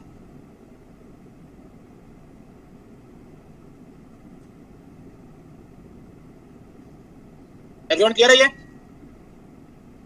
Yes sir. सर अगर कोई फंक्शन सिर्फ x माइनस आई वाई के फॉर्म में रहेगा तो क्या वो डिफरेंशिएबल होगा? x माइनस आयोटा वाई है तो जेड है या जेड स्टार है? खुद बताइए सर। जैसे कि वो फंक्शन ही अगर उस प्रकार से जेड से रिप्रेजेंट किया गया है तो उसका जो कॉम्प्लेक्स कॉन्जुगेट होगा वो तो x प्लस आयोटा वाई हो जाएगा। आप जेड का डेफिनेशन तो नहीं बदल सकते ना। अच्छा, वो सिर्फ x प्लस आयोटा वाई के फॉर्म में होगा सर? ऑब्वियसली जो मेन डेफिनेशन है, कॉम्प्लेक्स नंबर का मेन रिप्रेजेंटेशन है, उसको तो हम नहीं बदल सकते ना। वो बदलेंगे तो पूरा थ्योरी बदलना पड़ेगा। जी yes sir, thank you sir. Hello sir. हाँ बताइए sir. Z star is not differentiable, इसीलिए सर हम इसका लिमिट निकालना पड़ता है हमको ना? बिल्कुल। इसलिए मैंने, अगर आपको ध्यान है, जैसे लास्ट क्लास में बताया था, फंक्शन में जब mod Z, real part of Z, imaginary part of Z या जेड स्टार होता है तो हमें लिमिट चेक करना पड़ता है एग्जिस्ट करेगा या नहीं करेगा। तो ये जो फंक्शंस है Z star, mod Z, real part of Z, imaginary part of Z, ये डिफरेंशिएबल नहीं होता। इसलिए किसी फंक्शन के अंदर अगर Z star, mod Z present है और लिमिटिंग वैल्यू कैलकुलेट करना है तो हम चेक करते हैं वो लिमिट एग्जिस्ट करता है कि नहीं करता है, जो हमने लास्ट क्लास में डिस्कस किया। तो मैं आगे प्रोसीड कर रहा हूं। आई थिंक क्लियर एवरीवन ये पॉइंट्स? सर हम जो इसमें बोल रहे हैं कि नॉट डिफरेंशिएबल इन नेचर है, it means eight all points finite, जैसे हम पहले डिफाइन कर रहे थे इन नेचर वाली स्टेटमेंट को। बिल्कुल बिल्कुल। देखिए ऐसा हो सकता है जो मे बी एक या दो पॉइंट पे वो डिफरेंशिएबल हो, बट इन जनरल वो डिफरेंशिएबल नहीं है। हाँ जी सर, जैसे पहले आपने डिफाइन कराया था differentiable except some of the points. बिल्कुल बिल्कुल। ओके सर, ठीक है। तो next, these are some important points about differentiability of a complex function, basically properties है। पहले दो पॉइंट तो हमने अभी डिस्कस भी किए थे। फर्स्ट पॉइंट क्या है? a function which is continuous, which is not continuous, sorry, a function which is not continuous cannot be differentiable at z equal to z0। Function अगर कंटीन्यूअस नहीं है तो डिफरेंशिएबल भी नहीं होगा। फंक्शन अगर डिसकंटीन्यूअस है, कंटीन्यूअस नहीं है, तो डिफरेंशिएबल भी नहीं होगा। ये रियल फंक्शन का प्रॉपर्टी है जो कॉम्प्लेक्स फंक्शन के लिए भी ट्रू है। Second point, a function which is continuous at z equal to z0 may or may not be differentiable at that point। Function अगर कंटीन्यूअस है तो वो डिफरेंशिएबल होगा जरूरी नहीं है। डिफरेंशिएबल हो भी सकता है, डिफरेंशिएबल नहीं भी हो सकता है। ठीक है, चेक करना जरूरी है। अगर कंटीन्यूअस नहीं है तो डिफरेंशिएबल भी नहीं होगा, अगर कंटीन्यूअस है तो डिफरेंशिएबल हो भी सकता है, नहीं भी हो सकता है। ओके, नाउ थर्ड पॉइंट, इसका कोई एग्जांपल बता सकता है? ये सेकंड पॉइंट का कंटीन्यूअस है, डिफरेंशिएबल नहीं है, रियल फंक्शन के लिए बता दीजिए। मॉड x, बिल्कुल सही। जो सेकंड पॉइंट है इसका रियल फंक्शन में कॉमन एग्जांपल है mod x। Mod x continuous तो है बट डिफरेंशिएबल नहीं होता। Mod x is sir x cube भी हो सकता है। नहीं, क्यूब पॉलिनोमियल है। x क्यूब तो पॉलिनोमियल है, वो तो कंटीन्यूअस डिफरेंशिएबल होगा ही। It is continuous at x equal to 0 but not differentiable. Mod x जो है वो x equal to 0 पे कंटीन्यूअस तो होता है बट डिफरेंशिएबल नहीं होता।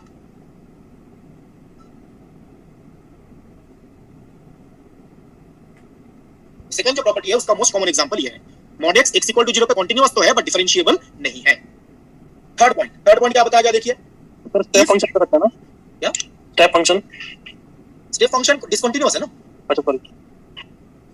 If a function is differentiable in nature, then the rules of differentiation for a real function are also valid for complex function। मतलब फंक्शन अगर डिफरेंशिएबल नेचर का है तो रियल फंक्शन के लिए जो डिफरेंशिएशन के रूल्स है वो कॉम्प्लेक्स फंक्शन के लिए भी वैलिड है। फंक्शन अगर डिफरेंशिएबल है तो रियल फंक्शन के लिए जो रूल है डिफरेंशिएशन का कॉम्प्लेक्स फंक्शन के लिए भी सेम है। जैसे अभी हमने डिस्कस किया था sin z, cos z, exponential z, ये सारे डिफरेंशिएबल हैं। fz, sin z और cos z और एक्सपोनेंशियल z, ये सारे क्या होते हैं? डिफरेंशिएबल नेचर के होते हैं। तो इसका जब आप डेरिवेटिव कैलकुलेट करेंगे तो रियल फंक्शन के लिए जो फार्मूला आपको पता है वही फार्मूला आप इनके लिए भी यूज कर सकते हैं। sin का डेरिवेटिव cos z, cos का derivative minus sin z, e to the power z का derivative e to the power z। ये थर्ड पॉइंट है। फंक्शन अगर डिफरेंशिएबल है तो रियल फंक्शन के लिए जो डिफरेंशिएशन का रूल है वो आप कॉम्प्लेक्स फंक्शन के लिए भी यूज कर सकते हैं, ठीक है। एंड ऑल्सो अदर्स, ऐसे आप बाकी derivative calculate, not only first order, second order, third order सारा कैलकुलेट कर सकते हैं। ऐसा नहीं बोल रहा हूं सिर्फ फर्स्ट ऑर्डर, बाकी सारा कैलकुलेट कर सकते हैं, कोई भी ऑर्डर डेरिवेटिव। फंक्शन अगर डिफरेंशिएबल है तो आप कोई भी ऑर्डर डेरिवेटिव का कैलकुलेट कर सकते हैं जो रूल रियल फंक्शन के लिए आप यूज करते हैं, फर्स्ट सेकंड थर्ड कोई भी। मोड एक्स वाला फिर से एक्सप्लेन करना। mod x फंक्शन जो होता है वो x इक्वल टू 0 पे कंटीन्यूअस तो होता है बट डिफरेंशिएबल नहीं होता। जैसे ऊपर यहाँ पे लिखा गया है ये फंक्शन कंटीन्यूअस तो है बट डिफरेंशिएबल नहीं है, मतलब मे बी और मे नॉट बी डिफरेंशिएबल। तो mod x एक ऐसा फंक्शन है जो x इक्वल टू 0 पे कंटीन्यूअस तो होता है बट डिफरेंशिएबल नहीं होता। इसका वैसे समझ सकते हैं कि ये पता करने के लिए आपको mod x फंक्शन क्या है ये पता होना चाहिए। नथिंग हमने ये डिराक डेल्टा फंक्शन में डिस्कस किया था mod x के बारे में। सपोज हमारे पास फंक्शन है fx equal to mod x, तो mod x का मैथमेटिकल एक्सप्रेशन होता है mod x equal to plus x when x is positive and mod x equal to minus x when x is negative। now इस function का अगर आप derivative calculate करो, जैसे नॉर्मली ये फॉर्मेट देखिए, अगर आप डेरिवेटिव लिखते हैं, देखिए fx f dash x equal to x का डेरिवेटिव प्लस x का डेरिवेटिव प्लस 1, तो पॉजिटिव x के लिए प्लस 1 और माइनस x का डेरिवेटिव माइनस 1। इसका अगर आप ग्राफ ड्रॉ करते हैं, पहले फंक्शन का ग्राफ ड्रॉ करते हैं,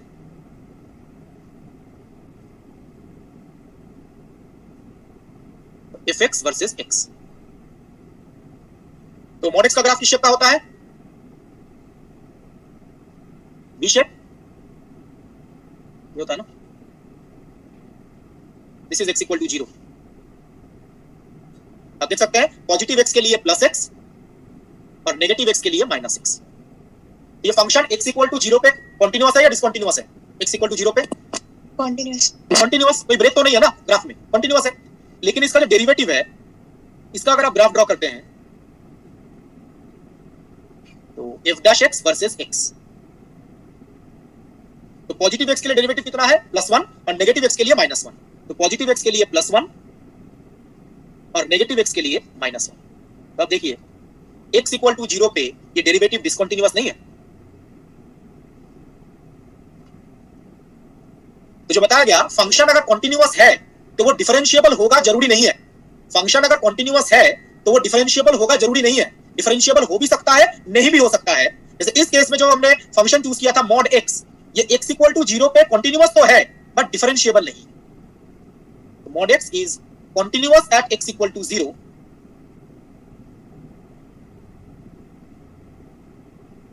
but not differentiable at x equal to 0। x equal to 0 पे ये डिफरेंशिएबल नहीं है। Clear I think?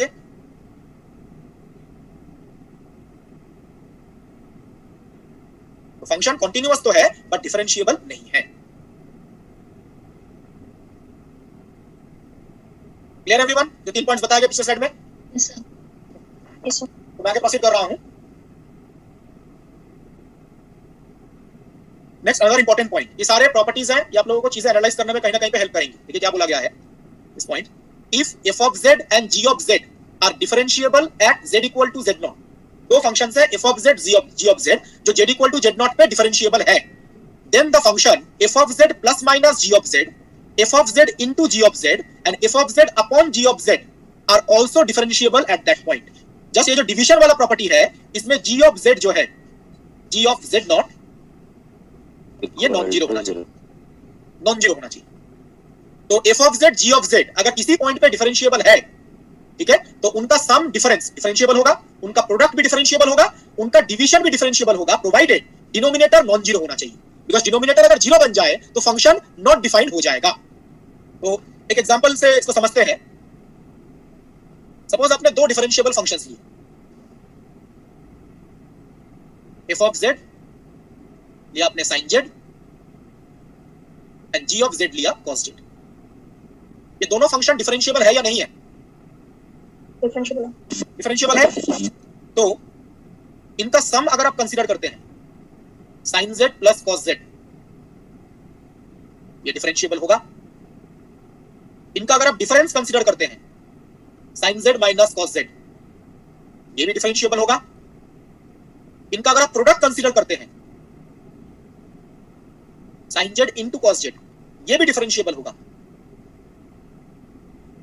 लेकिन अगर हम डिवीजन कंसीडर करें तो ऑल दीज आर डिफरेंशिएबल। ये तीनों है sum, difference and product, these are differentiable in nature.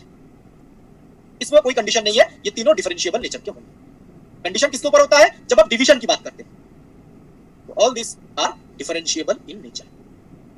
Now अगर हम डिवीजन की बात करें, जो डिवीजन है उसकी अगर हम बात करते हैं तो देखिए phi1 upon phi2, सॉरी गलत है, f of z upon g of z, that means sin upon cos tan हो जाएगा। ये फंक्शन क्या ऑलवेज मतलब सारे पॉइंट्स पे डिफरेंशिएबल होगा? नो ये कहां पे डिफरेंशिएबल नहीं होगा? और पाई बाय 2 पे सर, जहां पे cos z 0 बन जाएगा। जहां पे ये डिनोमिनेटर 0 बनेगा, डिनोमिनेटर अगर 0 बन जाए तो फंक्शन नॉट डिफाइंड हो जाएगा। जहां पे डिनोमिनेटर 0 बनेगा वहां पे फंक्शन नॉट डिफाइंड। फंक्शन अगर नॉट डिफाइंड है तो नॉट कंटीन्यूअस, नॉट कंटीन्यूअस है तो not differentiable. So this will be differentiable except those point जहां पे डिनोमिनेटर 0 बन रहा है, except cos z equal to 0। ये डिफरेंशिएबल नेचर का तो होगा, बट कुछ पॉइंट्स को छोड़ के। कौन से पॉइंट्स? जहां पे डिनोमिनेटर मतलब g ऑफ z 0 बनेगा। जहां पे g ऑफ z 0 बनेगा वहां पे फंक्शन नॉट डिफाइंड, और फंक्शन नॉट डिफाइंड है तो डिफरेंशिएबल भी नहीं हो सकता। तो cos z 0 होने का मतलब z क्या होगा? 2n plus 1 pi by 2, odd multiple of pi by 2, pi by 2, 3 pi by 2, 5 pi by 2 या minus pi by 2, minus 3 pi by 2।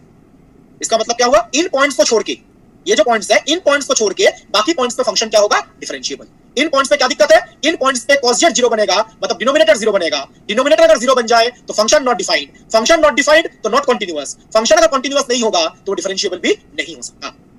तो दो फंक्शन अगर कंटीन्यूअस सॉरी डिफरेंशिएबल है, दो functions sin z cos z अगर differentiable है तो उनका सम भी डिफरेंशिएबल होगा, डिफरेंस भी डिफरेंशिएबल होगा, प्रोडक्ट भी डिफरेंशिएबल होगा। डिवीजन डिफरेंशिएबल होगा एक्सेप्ट दोस पॉइंट्स जहां पे डिनोमिनेटर 0 होता है। इस पॉइंट पे किसी को डाउट है तो प्लीज आस्क, या जो एग्जांपल बताया गया उसमें कोई डाउट है तो।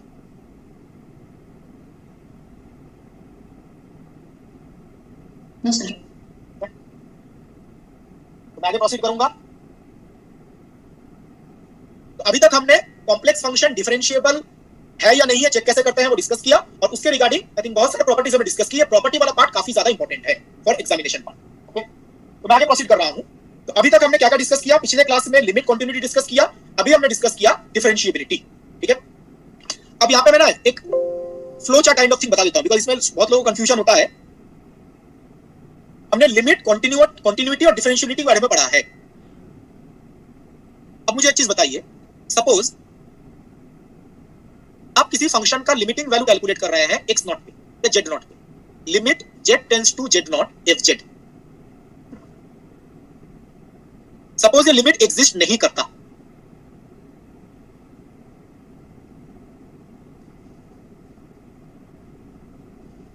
ठीक है, पिछले क्लास में जो डिस्कस किया उसको थोड़ा सा यूज करेंगे। यहां पर आपने एक फंक्शन का लिमिट कैलकुलेट किया, हम किस पॉइंट पर अप्रोच कर रहे हैं? z नॉट पॉइंट की तरफ। सपोज ये लिमिट एग्जिस्ट नहीं करता, लिमिट अगर एग्जिस्ट नहीं करता तो फंक्शन क्या z नॉट पे कंटीन्यूअस होगा? नहीं सर, नो सर, नहीं होगा। No sir. तो लिमिट एग्जिस्ट नहीं करता तो function will be discontinuous at z nought. तो लिमिट एग्जिस्ट नहीं करेगा तो फंक्शन को हम डिसकंटीन्यूअस बोल सकते हैं at z equal to z not. और फंक्शन अगर डिसकंटीन्यूअस है तो क्या वो डिफरेंशिएबल होगा? No sir, no. तो function will not be differentiable in nature. Just हम यहाँ पे पर्टिकुलर पॉइंट की बात कर रहे हैं, तो will not be differentiable at z equal to z nought. यहाँ पे हम z नॉट पॉइंट की बात कर रहे हैं पर्टिकुलर। नाउ बताइए अगर इसका ऑपोजिट हो, सपोज क्वेश्चन में आपको बोला गया function is not differentiable,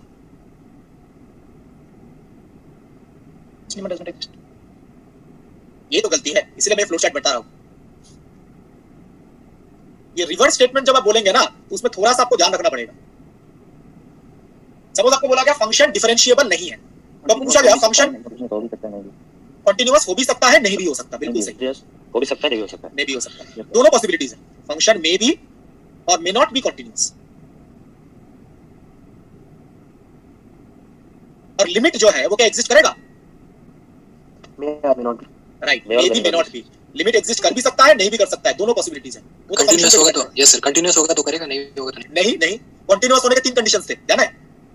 continuous होने का मतलब ही लिमिट एग्जिस्ट करेगा जरूरी नहीं है, करने से भी नहीं कर सकता। बिल्कुल। और भी दो क्राइटेरिया है ना कंटीन्यूअस होने के, तीन क्राइटेरिया है तो फंक्शन। हाँ सर, वो जो लिमिटिंग वैल्यू एक्चुअल वैल्यू के साथ होना पड़ेगा, बिल्कुल defined at that point, path independent. The limit F Z may और मे नॉट एग्जिस्ट। ये थोड़ा सा केयरफुल रहिएगा, ये बहुत लोग इसी कॉन्सेप्ट में गड़बड़ करते हैं, ठीक है। ये रिवर्स स्टेटमेंट ऑलवेज ट्रू नहीं है।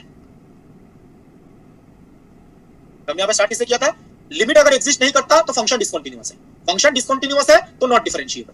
बट अगर ऑपोजिट लेते हैं, स्टार्ट करते हैं कि फंक्शन डिफरेंशिएबल नहीं है तो वो कंटीन्यूअस हो भी सकता है, नहीं भी हो सकता, लिमिट एग्जिस्ट कर भी सकता है, नहीं भी कर सकता। ये पॉइंट क्लियर है? इस स्लाइड में जो लिखा गया। Yes sir. नाउ नेक्स्ट हम डिस्कस करेंगे अबाउट एनालिटिक फंक्शंस। नेक्स्ट हम एनालिटिक फंक्शंस के बारे में डिस्कस करेंगे और हम देखेंगे जो एनालिटिक फंक्शन है वो बेसिकली डिफरेंशिएबिलिटी से रिलेटेड है। और डिफरेंशिएबिलिटी किससे रिलेटेड होता है? कंटिन्यूटी और लिमिट से।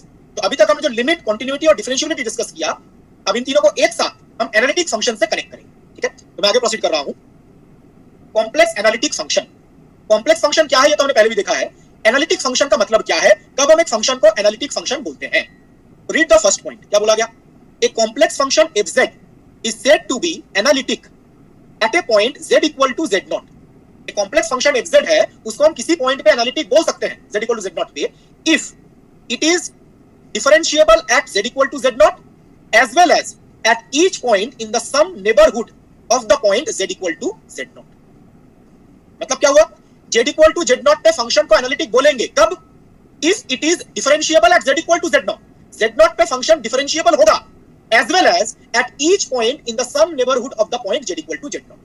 मतलब सपोज ये पॉइंट है z naught, फंक्शन इस पॉइंट पे एनालिटिक डिफरेंशिएबल तो है ही, इस पॉइंट के सराउंडिंग में अगर आप एक स्मॉल नेबरहुड कंसीडर करते हैं, वेरी स्मॉल नेबरहुड, इस नेबरहुड के अंदर भी फंक्शन क्या होना चाहिए? डिफरेंशिएबल होना चाहिए। तब हम बोलेंगे फंक्शन z नॉट पे एनालिटिक है। तो function should be differentiable at z not और उसके नेबरहुड में भी डिफरेंशिएबल होना चाहिए। Differentiable at z naught and in the neighborhood of z naught, small neighborhood, the small neighborhood of z naught। Excuse me sir. हाँ बताइए sir, यहाँ पर जो ये नेबरहुड है ना, सम नेबरहुड लिखा है सर स्टेटमेंट में, तो सर इसका कोई एक्सटेंट होता है सर? मतलब कितना होगा सर? वेरी स्मॉल, जितना आप इमेजिन कर सकते हैं। इस सम नेबरहुड वेरी स्मॉल जितना आप इमेजिन कर सकते हैं सर। और ये जरूरी है, इंपॉर्टेंट है कि इसके अराउंड होगा? बिल्कुल, तभी एनालिटिक बोलेंगे। अगर नहीं होगा तो एनालिटिक नहीं बोलेंगे। जैसा मैंने बोला, जैसे अगर सपोज यहाँ पे हम एनालिटिक की बात कर रहे हैं ना, तो एनालिटिक कब बोलेंगे?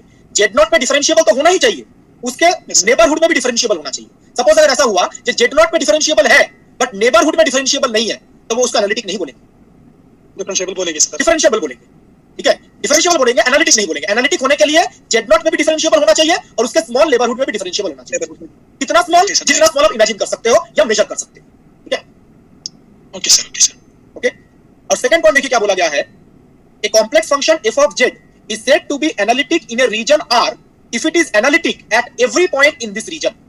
मतलब आपको बोला गया जो कॉम्प्लेक्स आर्गेंट प्लेन में एक रीजन है R, कॉम्प्लेक्स आर्गेंट प्लेन में एक रीजन है R, ठीक है, और इस रीजन में फंक्शन एनालिटिक है। इस रीजन में फंक्शन एनालिटिक होने का मतलब क्या है? इस रीजन के अंदर जितने भी पॉइंट्स हैं, सारे पॉइंट्स पे फंक्शन एनालिटिक है। इसी रीजन में फंक्शन एनालिटिक होने का मतलब है उस रीजन के अंदर सारे पॉइंट्स पे फंक्शन एनालिटिक है। Analytic at every point in this reason.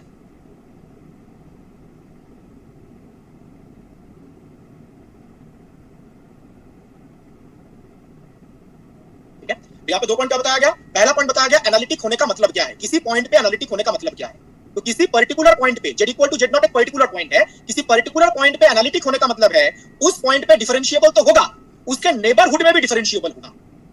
इसी पॉइंट पे एनालिटिक होने का मतलब उस पॉइंट पे डिफरेंशिएबल तो होगा, उसके नेबरहुड में भी डिफरेंशिएबल होगा। और नेबरहुड स्मॉल, जितना स्मॉल आप इमेजिन कर सकते हैं या मेजर कर सकते हैं। और दूसरा पॉइंट बताया गया, एक रीजन कंसीडर किया गया, इस रीजन में फंक्शन एनालिटिक है। इसका मतलब क्या है? इस रीजन के अंदर सारे पॉइंट्स पे फंक्शन एनालिटिक है, ठीक है। तो पहला पॉइंट था एक पॉइंट पे एनालिटिक होने का मतलब क्या है, और दूसरा पॉइंट है एक रीजन में एनालिटिक होने का मतलब क्या है। रीजन में एनालिटिक होने का मतलब उस रीजन के अंदर सारे पॉइंट्स पे फंक्शन एनालिटिक होगा। इसमें कोई डाउट है एनीवन? सर फिर ये डिफरेंट ऑब्जर्वर के लिए डिफरेंट रहेगा, मतलब एनालिटिक मान लो अगर जितना एरिया मानता है उसको, ऑब्वियसली अलग-अलग फंक्शन के लिए अलग-अलग होगा। मतलब एक ही फंक्शन के लिए दो अगर मतलब बता रहे हैं कि दो जगह मतलब हो रहा है कि एक फंक्शन को बताना है कि वो एनालिटिक है कि नहीं है। अब कोई उसको एरिया जो है कम लेगा, कितना कम लेना है सर वो? देखिए जब एनालिटिक की रीजन की बात करते हैं ना तो हम मैक्सिमम रीजन कंसीडर करते हैं। मैक्सिमम किस एक्सटेंट तक वो एनालिटिक हो सकता है, ठीक है। ऐसा छोटा बड़ा लेने पे ऐसा चीज का कोई यूज नहीं।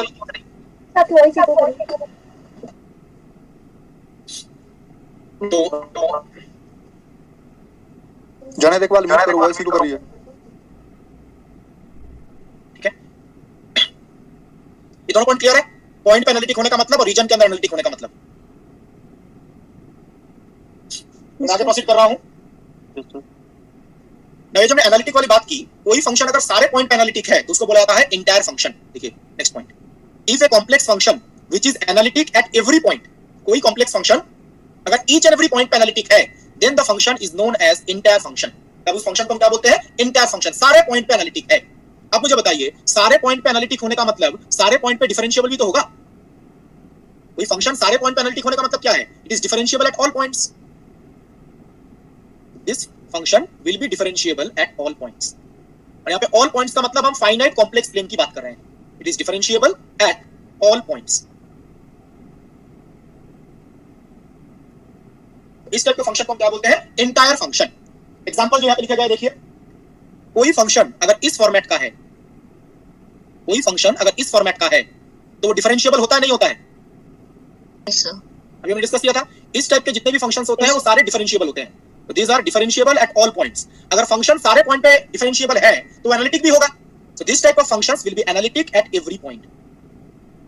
इस टाइप के जो फंक्शंस हैं जिसके अंदर पॉजिटिव इंटीजर पावर्स हैं, इंपॉर्टेंट पार्ट इसके अंदर क्या है? Positive integer power. इस टाइप के फंक्शंस सारे पॉइंट पे डिफरेंशिएबल होते हैं तो सारे पॉइंट पे एनालिटिक भी होंगे। सम example of this entire function, anyone? कुछ example? sin x cos x। जब भी कुछ देर पहले बताया, sin z, cos z, exponential z, sin hyperbolic z, cos hyperbolic z, all these are examples of analytic function, because इसके अंदर z के positive integer powers present हैं। ये डिफरेंशिएबल भी होगा सारे पॉइंट्स पे तो एनालिटिक भी होगा। ये सपोज कहीं पर अगर ऐसा रहता है z to the power 10 minus z to the power 6 plus 4z cube plus 7, ये एनालिटिक होगा। इसके अंदर भी क्या प्रेजेंट है? Positive integer powers. ये जो फंक्शन है ये फंक्शन भी इसी फॉर्मेट का है, ठीक है, तो ये भी एनालिटिक होगा। तो these are some examples of analytic function जो सारे पॉइंट पे एनालिटिक है और इनको हम क्या बोलते हैं? Entire function. Clear everyone? Yes sir. तो मैं आगे प्रोसीड कर रहा हूं। Z स्टार एनालिटिक था या नहीं था? Z स्टार सॉरी डिफरेंशिएबल नहीं था। नो डिफरेंशिएबल नहीं होगा। तो any function f of z star का कोई भी फंक्शन जो है वो डिफरेंशिएबल नेचर का नहीं होता। ये हमने कुछ देर पहले डिस्कस किया। जो z स्टार है वो डिफरेंशिएबल नेचर का नहीं होता, तो z स्टार का कोई भी फंक्शन डिफरेंशिएबल नेचर का नहीं होता। तो z स्टार का कोई भी फंक्शन एनालिटिक भी नहीं होगा। f of z star is also not analytic. तो किसी भी कॉम्प्लेक्स फंक्शन में अगर आपको z स्टार दिख जाए तो वो एनालिटिक नहीं होगा। सर एनालिटिक होने के लिए डिफरेंशिएबल होना जरूरी है। बिल्कुल, बिकॉज़ ये कुछ देर पहले जो भी बताया, किसी पॉइंट पे फंक्शन एनालिटिक होने का मतलब क्या है? अगर कोई पूछता है जब फंक्शन किसी पॉइंट पे एनालिटिक है उसका मतलब क्या बताए? उस पॉइंट पे डिफरेंशिएबल है। पूरा नहीं सही बताया आपने। उस पॉइंट पे डिफरेंशिएबल है, उसका नेबरहुड पे भी डिफरेंशिएबल है। नेबरहुड। प्लीज किसी का ना माइक ऑन है, वो इको हो रहा है साउंड, प्लीज माइक ऑफ कीजिए। तो किसी पॉइंट पे फंक्शन एनालिटिक होने का मतलब होता है उस पॉइंट पे डिफरेंशिएबल होगा, उसके नेबरहुड पे भी डिफरेंशिएबल होगा। तो अगर फंक्शन डिफरेंशिएबल ही नहीं है तो एनालिटिक भी नहीं हो सकता, इम्पॉसिबल। तो इसके कुछ कॉमन एग्जांपल्स हैं। सपोज किसी फंक्शन के अंदर z स्टार के पावर से या रियल पार्ट ऑफ z है, इस रियल पार्ट ऑफ z के अंदर भी क्या होता है? z star. Imaginary part of z, इसके अंदर भी क्या होता है? z star. ये जो मॉड z होता है उसके अंदर भी क्या होता है? z star. ये सारे एनालिटिक होंगे? These are not analytic. No, because ये डिफरेंशिएबल नहीं होते तो एनालिटिक भी नहीं होगा। These are not analytic. समझ में आया? Yes sir. तो अगर दोनों का मिक्स रहता है, मतलब सपोज एक फंक्शन है, इसमें z का पावर भी है, z टू द पावर 10, और z स्टार का पावर भी है, एनालिटिक होगा या नहीं होगा? नहीं होगा सर। डिफरेंशिएबल भी नहीं है, एनालिटिक भी नहीं, बिकॉज़ z स्टार है ना। z स्टार दिख जाए तो डिफरेंशिएबल भी नहीं है, एनालिटिक भी नहीं है। सर ऊपर भी z स्टार ही आएगा ना, ये real part of z star. नहीं, रियल पार्ट ऑफ z के अंदर, इसके अंदर z स्टार होता है ना, ये पीछे लिखा गया था अभी। ये रियल पार्ट ऑफ z को क्या लिख सकते हैं? ये ठीक है समझ आ गया। और कोई डाउट इसमें? ठीक है, तो ये जो प्रॉपर्टी बताया गया एनालिटिक होना या ना होना, इसके ऊपर एक दो क्वेश्चन डिस्कस करते हैं जो प्रीवियस एग्जाम में पूछे गए हैं। मैं आगे प्रोसीड करता हूं। इस टॉपिक से नेट में 2 बार क्वेश्चन पूछा गया है। ये नेट जून 2013 का क्वेश्चन है। Please read the question and try to solve it.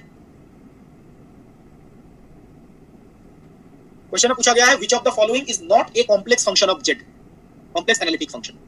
कौन सा एनालिटिक फंक्शन नहीं है? तो क्या देखा हमने, अगर z का पॉजिटिव इंटीजर पावर रहता है तो एनालिटिक, और z स्टार प्रेजेंट होता है तो नॉट एनालिटिक।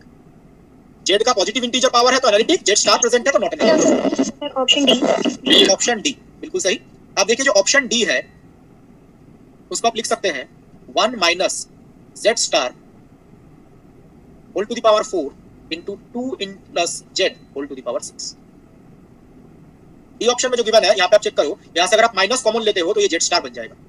माइनस कॉमन लीजिए, z स्टार आ जाएगा, और z स्टार आने का मतलब है नॉट एनालिटिक। ऐसे आप बाकी 3 ऑप्शन चेक करके देखिए, z स्टार किसी में नहीं आ रहा है। बाकी सब में positive integer power sine z के, बाकी किसी में भी z स्टार नहीं है। जो ऑप्शन ए है देखिए, ऑप्शन ए को आप क्या लिख सकते हैं z के टर्म्स में, z minus 8 whole cube into 4 plus z square whole to the power 7। Option B में जो फंक्शन गिवन है उसको आप लिख सकते हो z to the power 7 1 minus z whole cube z। और सी ऑप्शन में जो है उसको आप लिख सकते हो, बाकी किसी में भी z स्टार प्रेजेंट नहीं है, सिर्फ ऑप्शन डी जो है उसमें z स्टार प्रेजेंट है, इसलिए वो एनालिटिक नहीं होगा। बाकी किसी में भी z स्टार नहीं है, सिर्फ z के पॉजिटिव इंटीजर पावर, तो ये एनालिटिक होगा। तो नॉट एनालिटिक पूछा गया था तो ऑप्शन डी करेक्ट। समझ में आया एवरीवन? Yes sir.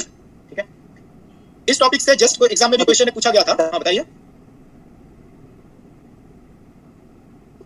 क्वेश्चन है?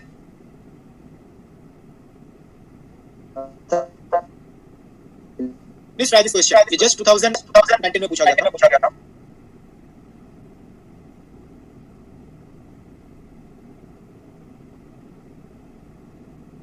क्वेश्चन में फंक्शन गिवन है और पूछा गया है in which domain the complex function is analytic.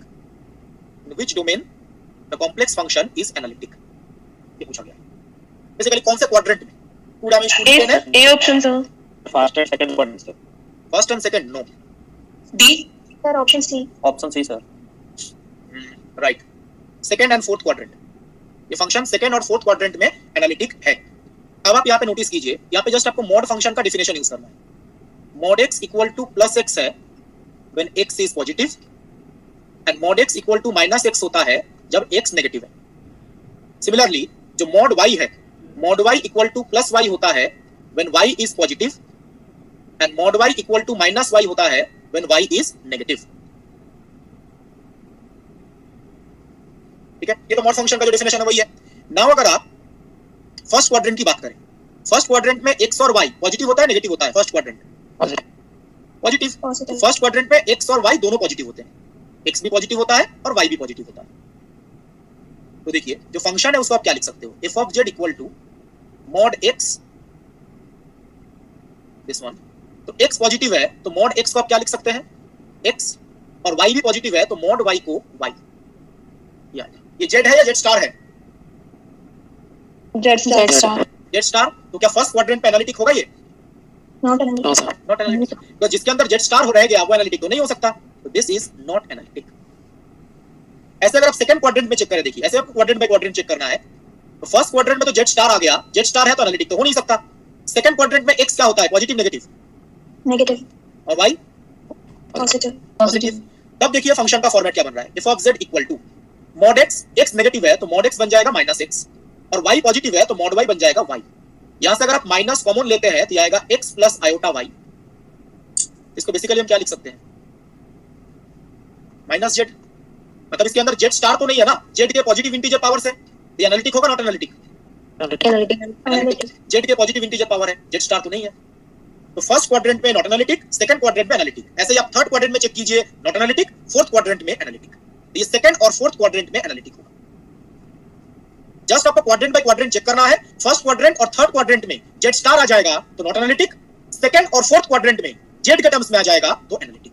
तो function is analytic in second and fourth quadrant. Clear everyone? Yes sir. ठीक है, यस सर। तो आज का लेक्चर यहीं पे खत्म करते हैं। किसी को कोई डाउट है तो पूछ सकता है। लास्ट की दो स्लाइड्स के पिछला जो बताया था उस लाइन पे कौन सा क्या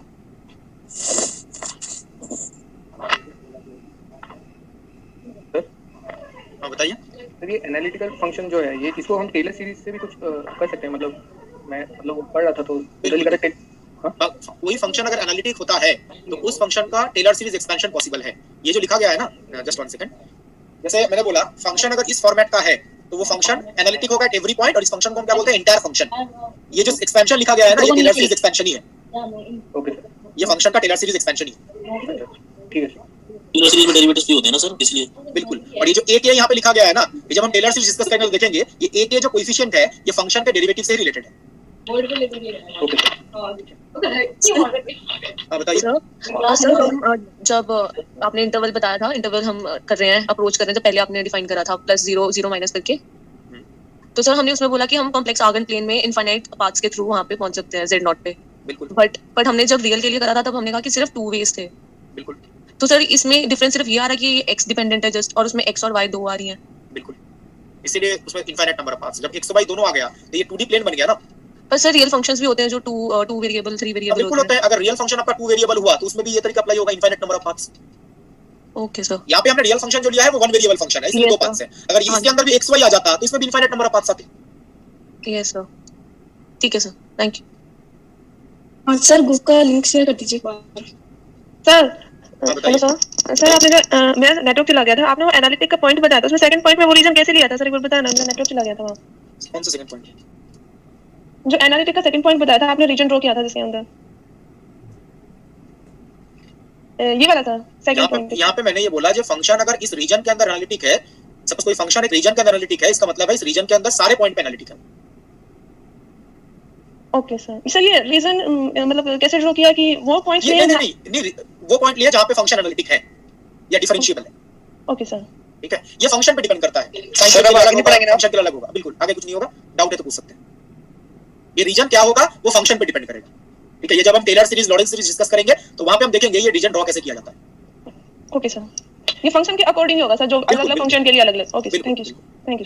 यहाँ पे एनालिटिक का मीनिंग क्या है? एक्चुअली हम बार-बार यूज कर रहे हैं वर्ड। एनालिटिक का मतलब ही मैंने ये बताया, एनालिटिक का मतलब है फंक्शन डिफरेंशिएबल है बेसिकली। और सिंपल लैंग्वेज में सोचिए, differentiable eight that point and also in the neighbourhood. Sir आप एक चीज ऐसा सोच लीजिए, अगर कोई बोले एनालिटिक का मतलब क्या है, मतलब ये क्या टेक्निकल वर्ड है। एनालिटिक का मतलब फंक्शन डिफरेंशिएबल है। फंक्शन अगर डिफरेंशिएबल है तो कंटीन्यूअस होगा या नहीं होगा? होगा। फंक्शन अगर कंटीन्यूअस होगा तो लिमिट एग्जिस्ट करेगा या नहीं करेगा? करेगा सर। ठीक है, लिमिट एग्जिस्ट करेगा ना, कंटीन्यूअस है तो। हां जी सर। ठीक है। तो किसी पॉइंट पे फंक्शन एनालिटिक होने का मतलब क्या है? फंक्शन उस पॉइंट पे डिफरेंशिएबल होगा, कंटीन्यूअस होगा, उसका लिमिट भी एग्जिस्ट करेगा। अच्छा, इसीलिए उसको ठीक है। sin x जैसे कंटीन्यूअस फंक्शन है, तो अगर sin 1/x लेंगे तो तब नहीं होगा, वो x = 0 पे डिफाइंड नहीं होगा। वो डिफरेंशिएबल नहीं है, डिफरेंशिएबल है। राइट। तो कंटीन्यूअस होगा ना sin 1/x। Yes sir. sin 1/x अगर आप देखें तो x = 0 पे आपका एंगल डिफाइंड है।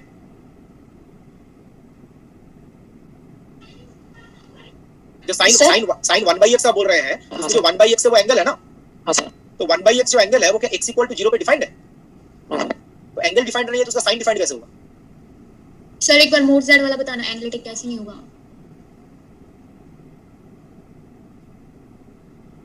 मोड z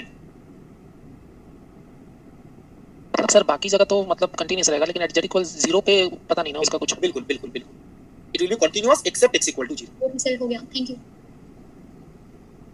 सर हम जैसे नेबरहुड रीजन में डिफरेंशिएबल चेक करेंगे तो उसके पॉइंट्स हमें क्वेश्चन में दिए हुए होंगे या फिर हमें कुछ मानना होगा? क्वेश्चन में ये चेक करने का तरीका अलग है, ये मैं नेक्स्ट क्लास में बताऊंगा। कॉची-रीमान इक्वेशन की कैलकुलेट यूज करेंगे। ठीक है सर। नॉर्मली क्या किया जाता है, ये जो मैंने स्मॉल नेबरहुड बताया ना, जब थ्योरेटिकल कैलकुलेशन किए जाते हैं जो एग्जाम में नहीं पूछा जाएगा, थ्योरेटिकल कैलकुलेशन जब किया जाता है, ये z0 पॉइंट है, z0 पॉइंट को सेंटर मान के एक छोटा सर्कल ड्रॉ किया जाता है जिसका रेडियस काफी स्मॉल है। ठीक है, थ्योरेटिकल कैलकुलेशन करने के लिए इसके सराउंडिंग में एक स्मॉल सर्कल ड्रॉ किया गया जिसका रेडियस जो है इट इज वेरी स्मॉल, और उसके अकॉर्डिंग कैलकुलेशन किया जाता है।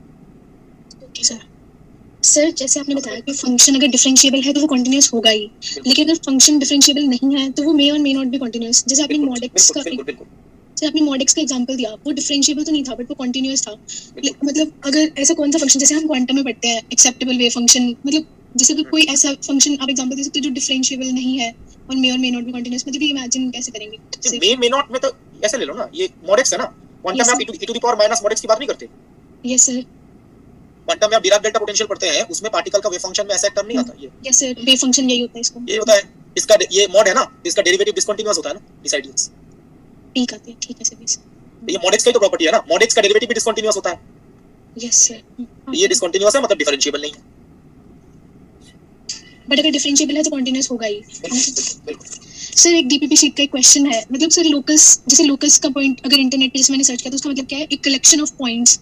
बेसिकली सर फिफ्थ क्वेश्चन है, इसको कैसे करेंगे डीपीपी शीट, कॉम्प्लेक्स की डीपीपी शीट में? लोकस का बेसिकली मतलब होता है आपको कर्व का इक्वेशन पता करना है, मतलब x और y में क्या रिलेशन है वो पता करना होता है। ठीक है, x और y में क्या रिलेशन है। अब देखिए जो डीपीपी शीट 5 का क्वेश्चन नंबर कौन सा? 5 से 5। क्वेश्चन नंबर 5 बताया गया, इसमें जो बोला गया है आर्गुमेंट ऑफ z - π/4। पहले बताइए z-4 को आप क्या लिख सकते हो? x + i y - 4। Real part imaginary part आ जाएगा। Yes sir. अब इसका आर्गुमेंट का फार्मूला क्या होता है? Tangent inverse of b/a। Real part imaginary by real. Yes sir. और ये गिवन है ये, तो यहां से बताइए y upon x - 4 equal to क्या आ जाएगा? 10 π/4 दैट इज 1। ये किस चीज का इक्वेशन है ये? y इक्वल वो straight line, sorry straight line. तो लोकस स्ट्रेट लाइन होगा। Yes sir. लोकस का बेसिकली मतलब आपको x और y के बीच में रिलेशन पता करना है, उससे आपको कर्व का शेप पता चल जाएगा।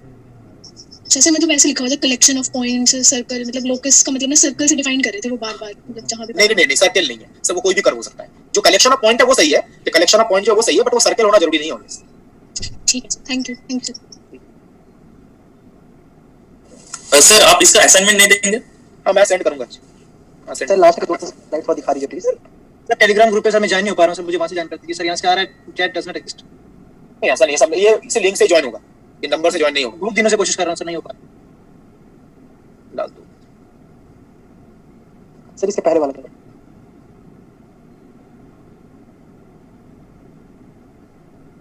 आपका पहले भी ज्वाइन किया था और रिमूव किया गया है क्या? अगर नंबर रिमूव हुआ है तो सेम नंबर से ज्वाइन नहीं होगा। हां सर मैं पहले भी ज्वाइन किया था। हां तो अगर आपका नंबर रिमूव हुआ है तो उस सेम नंबर से ज्वाइन नहीं होगा, दूसरा नंबर से ज्वाइन करना पड़ेगा। ऐसे वाला प्लीज। ये टेलीग्राम का ही है, रिमूव किया बिकॉज़ उसमें मैंने पहले ही बताया था रियल नेम से ज्वाइन कीजिएगा, ऐसा कुछ भी आर्बिट्रेरी नेम से ज्वाइन मत कीजिएगा। आप एक काम कीजिए, जो आपका अकाउंट है वो डिलीट कर दीजिए। डिलीट करने के बाद फिर से नया अकाउंट बनाइए, उस सेम नंबर से, उसके बाद आप ज्वाइन कर लें। हो जाएगा, सही कर लीजिए जैसे इन्होंने बताया। ओके सर, हो गया, थैंक यू। ठीक है मैं मीटिंग एंड कर रहा हूं। Thank you very much everyone. Thank you sir.